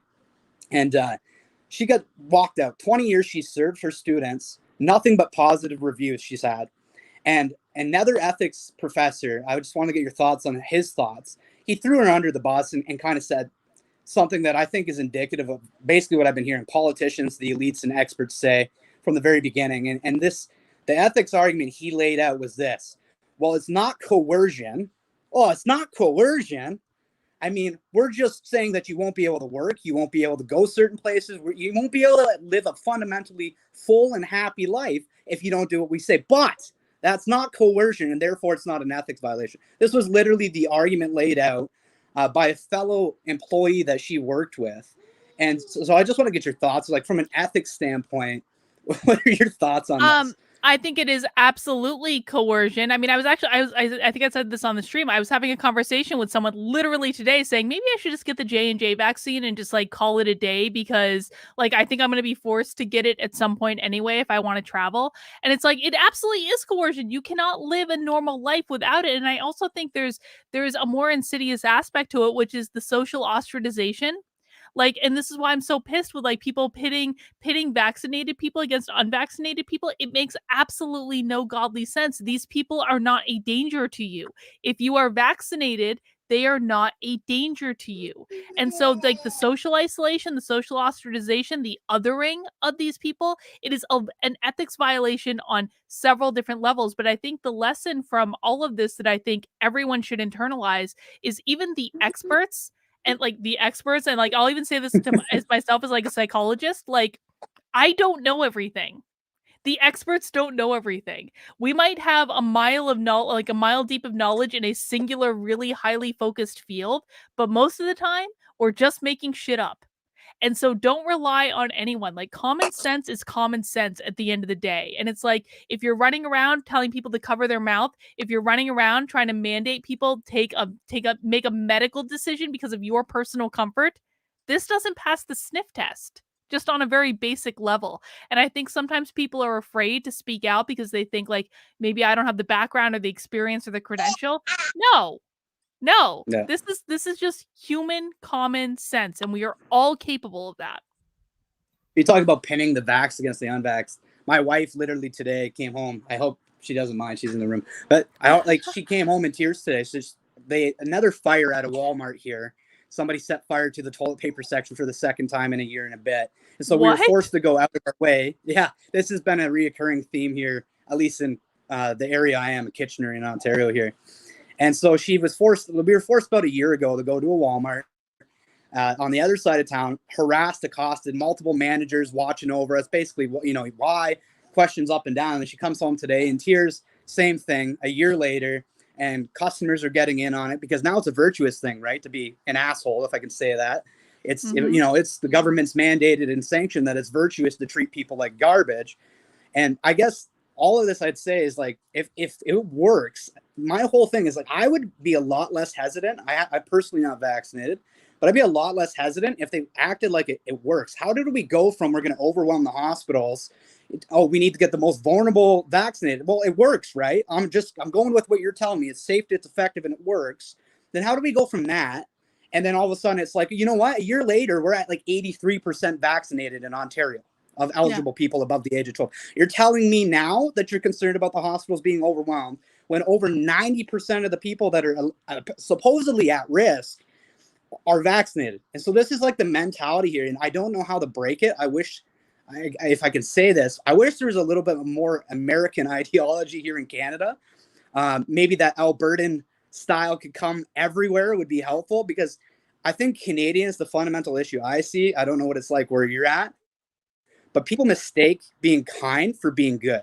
And there's nothing good about being, standing on the sidelines as this stuff's happening to society. And the fundamental issue is like, if you know it's wrong and you're saying nothing, you're the problem. That's basically how I feel. No, I agree with you. I just want to interject and say you should check with the CDC for all vaccine related things because I'm making no comment on whether the vaccine works or doesn't. You should check with the CDC and talk to your medical doctor. YouTube, you fuckers. Amen. No, so no, but I generally agree with like, everything you're saying. I think that people, this makes no sense. It like what people are doing makes absolutely no sense. Everyone has access to free vaccines. Everyone can get them if they want to. Everyone can make the choice for themselves. And then if they get sick, and another statistic that I learned this week is that 85% of ICU beds are always filled, regardless. Yep. Well, So don't even get me please, started on that. They try to please. act like, they keep going, oh, if you're unvaccinated, it's a pandemic, the unvaccinated. It's literally the go-to line of our politicians and experts here. It's a pandemic of the unvaccinated, overwhelmed because of the unvaccinated. Well, it's their Well, choice. guess what? Well, yeah, but not even that. Hospitals have always been overrun here in Canada. The CBC, our state broadcaster here in Canada, 2019, January, right before all this kicked off, the year before they did an article, and it was like they tracked a bunch of hospitals in Ontario, and there was a bunch of them that were over 100% capacity for the entire year. Some of them peaked at 120, 130%. And then all of a sudden, they cancel all the surgeries. This is what they've done here in Canada, in Ontario. They cancel all the surgeries, say, we need to protect the capacity for COVID. Meanwhile, they act like it's a new problem. They were canceling surgeries in 2018 because of influenza. So if our hospital system, again, it's different systems, but if it's so damn flimsy that a couple hundred people is going to overwhelm the entire system, I'm sorry, it's not the issue of the people having the freedom of choice. It's your issue for not solving this shit that's been a problem for decades, and they all pass the buck, blame someone else, and then throw money at the problem and call themselves a good person at the end of the day. I think you're completely right. You gonna vote Trudeau out? I'm covering election coverage nonstop right now. There's one party that's against lockdowns here in Canada called the People's Party of Canada. They, been ignored pretty much until they couldn't be, and they're surging in the polls right now. They were discluded from the debates here, even though they're polling at 11%, the last poll I've seen, and they're polling above two of the parties that were included in the debates. But in all honesty, they're going to vote in probably a minority conservative government is what I see coming. And it's going to be same, but different. It's, literally same garbage, different t-shirt. That's all it is. Well, my heart goes out to you guys in Canada. I love Canada. I just can't even go to Canada anymore. So I'm in the same boat. I can't go to the state. I love parts of Canada. I want out of Ontario. I'm terrible, as they call it now. Wow, awesome. Well, Greg, anything else for today? No, but if you ever want a spot to talk about a psychology, perspective on masking, I would love to have you. So I wanted to leave that out there. Absolutely, anytime. Send me an email through my website, and we can make that happen. All right. Will do. Thanks for having me. All right, thank you. All right, guys. Well, we have Casey, we have Nick, and we have M169 left to go. Casey has been making some fun faces in the chat. Don't think I haven't been watching, Casey. Welcome to the stream. Good to be here. What's going on? Oh, well, I kind of caught in the tail end of the stream. I just got done. So I'm actually a teacher myself. Oh, really? Yes. I teach high school math. Okay. But luckily, do you teach anti-racist math? Oh, hell no. Thank God. I live in Iowa. So doing pretty good so far. You know what I know about Iowa is the first time I flew into Cedar Rapids, I was like looking out the plane. I was like, that can't all be corn. That can't all be corn. It was. Oh, well, you're right on that. Yeah, Only half of it is. Yeah. And Cedar Rapids smells like cereal. Whatever Quaker Oats or whatever is making that day, the city smells like cereal. Anyway, you're a teacher. You're a math teacher. Yes. So I'm actually this is my third year teaching, just teaching in general. So guess what? My first year teaching, just perfectly fine, normal teaching. Second half, COVID hits. Everything hits the fan. It was just very crazy. This whole last year, when I was teaching, everyone had to wear masks, and it really sucked because 2/3 of our expressions comes from our face region or mouth region, I should say. So when I was teaching, I basically had to teach with my eyebrows, which is really weird. I'll tell you that right off the bat. I bet it is. Do you feel like the mass impacted your ability as a teacher to articulate the concepts? I would say so. It actually would force me to actually enunciate more when I'm actually speaking. But just talking through a class, I had multiple classes of like 25 students or more. So I had to be very clear and talk really, really loud. Normally, I'm not like that. So it was pretty rough on me on that. Going back to the student teaching, or not student teaching, my bad. I forget the words. The video that we saw earlier, just students actually going to those conferences, talking with those administration, you don't see that very often. So when that kid came up and talked with them, that just brings a whole new respect for him. So if you ever get him onto the stream and talk with him, I would love to actually see that, and actually will watch that. I genuinely hope that we can find Bobby and or Bobby's parents. I really, really do. I think it would be fantastic. Well, that's basically what I would say. I've been watching for a couple of years, and I've been trying to follow along as best as I can, especially with the when COVID hit, going against the political system on that, going libertarian.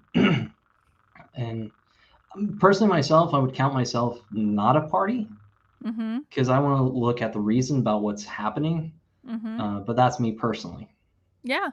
And I think that everyone has to make their own choices in regards to this. The reason I ended up in the Libertarians is solely because of the Mises Caucus. I'm perfectly fine being an independent. I was an independent in all of 2020. But like the Mises Caucus for me is, I think, my opinion on it is that a third party needs to rise. And I think that the Mises Caucus is the most viable political movement that I've seen. And they're very close to taking over the Libertarian Party. I think that they will be taking over the Libertarian Party. I actually just signed up to go to the convention in Reno just the other day. So that's going to be in March or May. It's gonna be sometime next year. But like I really do think the Mises Caucus is going to take over the Libertarian Party, and I think that's going to be a really positive development. But I think a third party needs to rise, and the reason that I ended up joining was because like my vote actually matters in this particular circumstance. Like we have a convention coming up for like my local libertarian, like they're forming like a Southern New Hampshire Libertarian Party like group. And so like in this case, it actually matters if I show up to this convention. And so that's kind of actually a thrilling prospect to say like I can actually vote and it makes a difference. Yeah, that's awesome.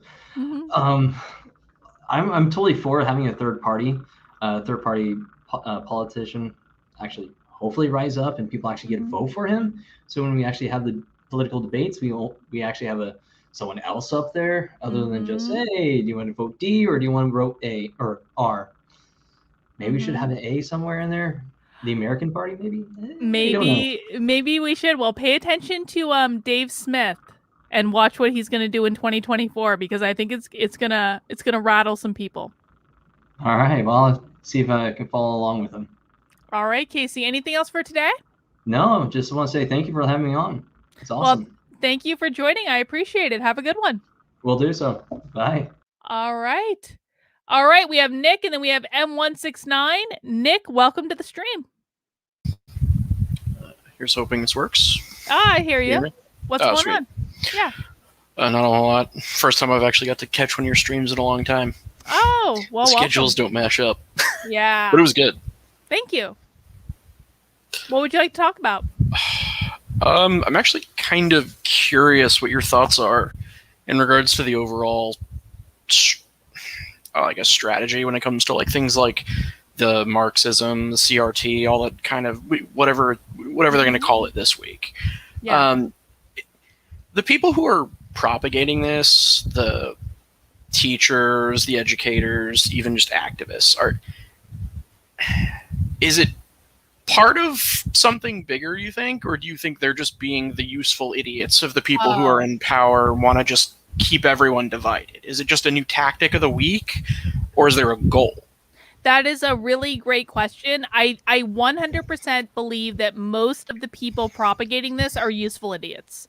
I think that they are trying to be good people. I think that they have been taught that this is what it means to be a good person. In order to be a good person, you have to do X, Y, B, and Z. I think a lot of them have been taught this from the time that they were very young, and so it's very hard for them to overcome these beliefs. I think a lot of them have been taught that the other side, the people that are opposing you, are evil people, they're bad people, they're racist, they want other human beings to be subjugated. We all know that's not true, but I think that that's what they've been taught for a long time. And so I do think that most of them are useful idiots. I think there are people who are influencers in this that know exactly what they're doing. Now, I will say that I haven't quite figured out who those people are yet. I know who some of them are, but I haven't quite figured out, by and large, who are the people who are purposefully doing this? Who are the people who know exactly what they're doing and are purposefully trying to destabilize the system? Because at the end of the day, all that critical theory is about, and I say critical theory, not just critical race theory, because it's a whole group of theories, right? But this whole thing is about destabilizing the system so that they can ingratiate their little Marxist utopia. But I do think that the vast majority of them are useful idiots, and I think that people need to start seeing them as that, because it's actually a sad thing. It's a really sad thing to be indoctrinated into an ideology, and it's not something that they asked for. It was something that was forced upon them. Does that make sense? Yeah, actually. It actually kind of reminds me a lot of a quote by Joseph Goebbels. Make the lie big, make it simple, keep saying it, and eventually they all will believe you. Yeah, it's funny. I was Is it just talking something about kind of like that? I was just talking about Goebbels with someone the other day, honestly. So it's actually kind of funny you bring that up. But yeah, that's exactly it. Repeat the same thing over and over and over again. In marketing, they know that it takes seven times to say something before people internalize it in their head. And this is the same thing. They just repeat the same talking points over and over and over and over again until that's all people hear, and they think, oh, well, that must be the truth. Yeah, there's definitely a lot of broken record stuff going on. Well, there is, and it's coming, and I also think that people need to understand that it's coming from the time. I mean, now they're in schools as early as 4 years old, and so they're learning it in school from the time they're in pre-K. They're learning it in high school. They're learning it in college. Now they're learning it in the corporate environment. They're learning it in the media. They're learning it in entertainment. They're learning it in the church. They're learning it in the military. It is everywhere now, and that's the problem that we're facing. It's a lot. Seems almost insurmountable. I mean, how do you overcome all that? Like, if it's everywhere. It's, I mean, I've chatted with Lindsay about this before, and it's just like, he just keeps telling me, Carla, it's gonna get worse, and I'm like, James, I know.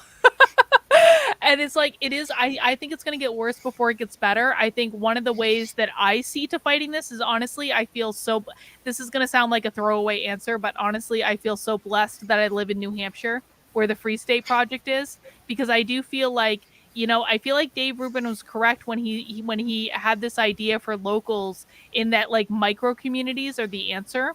Finding a community of people that are like-minded, that you know are not going to instill these values. And I feel like locals is that place online. And in the real world, for me anyway, and this is not the answer for everyone, but the real world thing is New Hampshire, where the Free State Project is, where all the libertarians are, where Liberty Republicans control a quarter of the New Hampshire House. As soon as we accumulate more, the more libertarians that come here, the more libertarians the state is going to be. And I feel like these micro communities, finding people that are more like-minded, is really the only way forward for the meantime. I think people need to get out of the cities. The cities are lost. I look at places like California. I think Larry Elder, as great as many people think Larry Elder is, California is lost. California is not coming back. And I No. think a lot of the No, it's cities are not. in the same place. People need to, it's time to start being realistic about this and putting your money where your mouth is. Move to Florida, move to Texas, because God knows a lot of those people from California are moving to Texas. Move to Idaho, move to Wyoming, move to New Hampshire. Get into these more like conservative, like somewhat libertarian places, depending on your sensibilities. I think that is the thing that's going to save a lot of people. Yeah, no, you're right. California's a lost cause. I actually live like 20 minutes from Natomas, and it's Oh, really? Yeah. I love Sacramento. I got this tattoo in Sacramento, actually. I love Sacramento. Sacramento's a great city. It makes me so sad. Like, I have to go to Los Angeles all the flipping time. And it's like, I love San Diego. San Diego's a great city. And it's like, it's so sad to me that California is just like doing this to it because it is self-inflicted. At the end of the day, this is self-inflicted. They could very easily vote for someone else, and they choose not to. And I haven't quite figured out what it is going to take to, like, what is that turning point for most people that's going to wake them up? Because I do really think that our goal should be right now waking up as many people on the left as possible. Because again, these are useful idiots. They're people that have been taught this from the time they're very, very young. But we can wake them up. I'm living proof of the fact that you can wake up and be on the left. Yeah. So, what advice would you give to somebody who's, for lack of a better term, politically homeless? Like, you can't get into you don't want to go left because it gets. Yeah. The radical side has a vacuum, and you don't want to go too far to the right because it starts getting. It's like if you stray too far to either side, you start getting into the fringe totalitarian. I don't care about the rules so long as they affect those I'm against, as opposed to me. The rules for thee thing. Yeah. So, what do you do in that situation? The best advice that I would give is I think there are more of you than there are of any other population. And just know that. Know that most people out there are really politically homeless. Frankly, even the people that think they're conservative, they've convinced themselves that there are legitimately conservative people, but a lot of people on the conservative side have convinced themselves that they're conservative purely because they think the left is insane. The majority are politically homeless, but they have to start acting like the majority. And just know that you're not alone. There are many communities out there that will welcome you. If you send me a note on my website, I'll give you some free months in my local so you can join that community, because there are a lot of politically homeless in that community. And just connect with people who are like you, because you're not crazy. You are not crazy. Everything that you think is happening is probably happening. And there are a lot of people who who see the world exactly like you do. And I truly believe that we are the majority. The majority is not on the fringes. The majority is not the left or the right. The majority is in the middle. But people need to start connecting with other people in the middle, and they need to start acting as though they are the majority. And if we act like we're the majority, that's when we're going to actually have a chance of winning. Make sense? Yeah, definitely. All right, Nick. Anything else for today? Well, to end, I suppose, on a more lighthearted note. Oh, sure. I have to ask. Oh. The recent declassified papers coming out, the UFOs, legit or total bullshit? I haven't seen it. Tell me about this. What is it? Tell me what's going on. It's all the different like recordings of supposed UFO interaction, but it's not like blurry like Nessie pictures. It's like people flying like training runs in like F-22s going, we have like radar contact and we can't lock on to whatever this is, and it's not responding, and then it just like vanishes. Oh, I 100% believe in UFOs. Like, watch Close Encounters of the Fifth Kind. Close Encounters of the Fifth Kind blew my mind.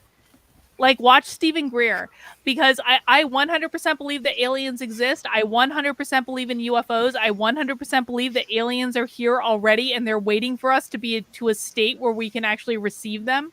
I believe in all of this. And I think that that's actually a good thing. I think that okay, this is going to be the part of the stream where I sound crazy. But like, I really do think that there's more life around us than we think that there is, and they're watching us to find out when we're ready to receive them. And I think they're a little disappointed in us right now, because I think from a spiritual perspective, it's all about self-empowerment and speaking out and fighting for what you want and making sure you understand your own value. And we're not very good at this on this planet. But I do think that they're here. I do believe it's real. Watch Close Encounters of the Fifth Kind. Do the meditations. They're creepy. And I would really like someone to take me on an alien hunting adventure if I'm really honest. But I believe I'm there. Nice. Nick, anything else for today? No, I think that's it. All right. Well, thanks for coming on the stream, man. I appreciate it. Yeah. If anybody in chat lives in Cali, vote yes on the recall, please. Yeah. Vote yes on the recall, because Newsom needs to be defeated. I don't think he will be, but he needs to be. Probably not. I hope. Like, I'm genuinely you gotta have crossing my hope. I'm crossing my fingers for you guys. I really do hope it happens. I have my doubts, but I'm hopeful. Okay? So make it happen, all right? All right, Nick. Well, take care. Have a good day. Yeah, you too. Bye. All right, our last call in for the day. M169, how are you? I'm doing great. Can you hear me? Yeah, you're good. Great. Okay, I have to tell you, I applaud you for your idea of cameras in the classrooms. Goddamn right, it was As an my autism idea. mom, as an autism mom, I 100% fully support it, because I can tell you from past experience, if you don't have a teacher that communicates well what is going on in your child's day, and your child is nonverbal or limited verbal capabilities, you don't have a clue what's going on. Yeah. And cameras in the classrooms would absolutely 100% alleviate many questions and fears as to what's going on in a child's day when they can't communicate effectively. I 100% agree with you, and I get crap all the time because people are like, Carlin, you didn't really come up with that idea. The special needs parents came up with that idea, which is actually true. But I've actually talked to the special needs parents about this. Unlike Matt Walsh didn't do any homework. I actually did. And so I've talked to the special needs parents, and like, they've been fighting for this idea for years and years and years. And I think that now is a time, like, they're completely supportive. These are kids who have been abused by the public education system for a long, long time. And now it's not just about those kids, it's about all kids. Exactly. So I wanted to lead off with that. I didn't get to see all of your live stream today. I got to see a lot of it. Was out redoing concrete on my back patio today. I usually watch you every Friday. I never miss a Tuesday night show with Joshua. That is my lunch break. I work second shift from 5:30 to 2 a.m. Oh, so wow. when you hit the air with Joshua, I'm sitting down for lunch. And I'm like, yes, time. So when you get live stream, I'm like, dang it, what's going on? So YouTube, get off her back. Come on, she's not doing anything wrong. Leave her alone. But I work in a mail order pharmacy. Oh, And really? I didn't miss a day last year. I had perfect attendance all through the height of the pandemic. And yet I had to make a decision. Get the shot or get terminated. I actually applied for religious exemption and I was denied it based on I work around people. So therefore, no. Wait. Doesn't that obfuscate the entire point of a religious exemption? Exactly. It does. It absolutely. So you're not eligible for a religious exemption if you do a certain type of job, is what they're saying. Bingo. Exactly. Wow. Yeah. Mm-hmm. So arguments, tears, made the decision. I went with the Johnson & Johnson because it is one and done. Not happy about it. at all. I feel like I really compromised and on my beliefs. I am still struggling with that, but I did what I had to do. It was a have to situation, not Yeah. anything I wanted to do at all.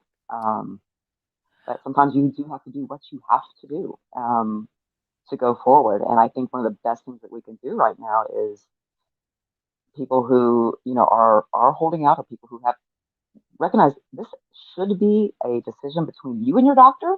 YouTube, I am not giving advice um, in any way, shape, or form on this, but it should be a discussion between an individual and their doctor. That's where it should be. Unfortunately, where we are now after yesterday, we're not there. Yeah. And I think it's going to take everybody, both the vaccinated and unvaccinated, coming together and saying, this isn't right. Because I'm sorry, where else in medicine do we do one size fits all? We don't. It's a Yeah. ridiculous proposition. So I just want to say thank you. No, I mean, it is ridiculous. And like, I'm so sorry that you were put in that awful position of having to make a choice that you didn't want to make. And I want you to know, like, so from everything that I've heard, like the Johnson and Johnson is the best way to go from every single person I've heard from. And like doctors are recommending that above all others. And, it is what it is. And I totally understand if people make the choice to just do it because it is the path of least resistance at the end of the day. Like Joshua was vaccinated. He's not Yeah, he's not yeah. he's not he's not getting the booster shot. He told me that emphatically. He was like, "No, I'm not doing a stupid booster." But like he did do it. And it's like, I'm at the point of like, should I just get the damn J&J just to have it over with? And I think it's awful. I think it is absolutely ridiculous that people have put us to this point, and it's not right, and it's not fair, and it is a horrible precedent to set on a number of different levels. And so I want you to know, like, I don't blame you. Like, it's a job and it's a hard Yeah. time. And I think that people need to make allowances for stuff like this. I think if you're in a position to not comply, then don't comply. But I think that I fully support that. yeah, but we shouldn't throw shade on anyone who is for reasons like this. So I'm I just continue to be very disappointed in the reality that we face right now. And you should consult with the CDC because YouTube wants you to consult with the CDC. YouTube only listens to the CDC. YouTube trusts the science that the CDC tells us. One other thing I would like to throw out there, because this is something most people are not aware of, and that is I would encourage every parent, if your child is still in public school, and this is a topic that you are concerned about, I urge you, go to your state government website and really dig down deep and look for the law. What does your law state with regard to vaccinations and going to public school? I'm in Ohio. Ohio has exemption for public school students. They have 3 exemptions: medical, religious, and philosophical. It is highly unlikely that your local school district will let you know that you have that option. But they will cite the law saying that they recommend that school-age children get vaccinated for blah, blah, blah, blah, blah. That's a good place to start. Read a little further. Because that's where you're going to find, if you have exemptions, if you read a little further, that's where you're going to find it. Just want to throw that out there to people, because a lot of people do not know that they have some options available to them if that's of a concern to them. Because many people just have the automatic thought thinking, oh, well, if your kids go to public school, they have to be vaccinated. Not necessarily. And it is up to you as a parent to look for it, because your local school district is not going to tell you. Yeah. Yeah. It's a sad state of affairs that we all live in now, that it seems like no one is standing up for basic choice. They'll stand up for pro-choice, but like I feel like I'm like one of the only consistent people about pro-choice, where I actually am pro-choice and I'm also my body, my choice when regards to the vaccine. And it's just like it's so stupid. It's so stupid. And actually, through you, I realized I'm a libertarian. Yeah? Why do you say that? I took one of those online questionnaires, and I realized, wow, I'm actually libertarian. I do lean conservative on certain issues, and I'm a registered Republican, mainly so that I can vote in primaries. because in Ohio, I don't believe you can vote in a Yeah. primary unless you're of a, either Republican or Democrat or whatever. So, and I want that power because there's definitely people that are going to get primaried in this state. They're going to be dumb. I really hope so. Well, look into the Mises Caucus and the Libertarian Party. And like, honestly, I have found my home there. They're the best people. There are some more conservative people in it, but it's like at the end of the day, it's like just do what you want. It's none of our business. Exactly. And we can all learn to have maybe a few more nuanced conversations. Yeah. That things aren't always absolutely black and white. That there's room for nuance. We need to remind people of that. You know, the things that I love about the Libertarian Party is honestly, it's the place where I've actually seen more of these conversations taking place, where people are able to like, because they're very like, it is a weird, it's so weird how each party has their different culture. And the Libertarians are like, state your position and back it up with facts and logic and be very calm about it. Like, you have to be very calm when you're dealing with the Libertarians. But it's like, you can have those discussions and you have a chance to actually state your position. And here's what I think, and here's why I think it, and here's why you're being stupid. And they have like all these like, it's so funny. Like, another thing I love about the Libertarians is like everything in the party anyway is done completely transparently. So you can watch all of their board meetings and you can see how they have these conversations and how they're relating everything back to the bylaws. And they at least when they screw you, like they did Karen Ann Harlos in the past week, they do it publicly. Well, yeah, at least they're upfront and honest about it. You got to give them that. You do. You There's do. more than we can say for some Republicans and Democrats alike. That's right. They're Yeah. farther ahead. They may be screwed up and dysfunctional, but they're farther ahead. All right, M169. Anything else for today? Not too much. I just want to say thank you. I do follow you on Twitter. And like I said, I try to catch all your live streams, and because you're putting out great content. You really, really are. You're a breath of fresh air, and I'm so glad that I stumbled across you. I can't remember exactly how long ago it was, but I remember you eagerly announcing when your PragerU video was going to come out, and all of that. I remember watching that premiere and following Brandon Strock. I literally cried when I watched his original walk away video because I thought it was amazing. I was like, yes, awesome, this is great. And say thank you again, and everybody have a great day. I do go by a different name on Twitter. I'm Lumpy84. I haven't blocked you on Twitter, have I? No, you've not. You've not. Excellent. I've DM'd you a couple of times, but you've not blocked me. So. Excellent. Well, I definitely I recognize your name. I've seen you in the comments. I've seen you show up. Like I do look at all that stuff. So I thank you so much for your support, and I appreciate it. Thank you. All right. Well, have a good one. Take care. All right, guys. That's all the call-ins we have for today. Thank you for spending some time with me. If you would like to spend some more time with me, you can join my Locals community. In Locals, we do Zoom calls twice a week. We do them on Tuesdays at 6 p.m. We do them on Thursdays at noon.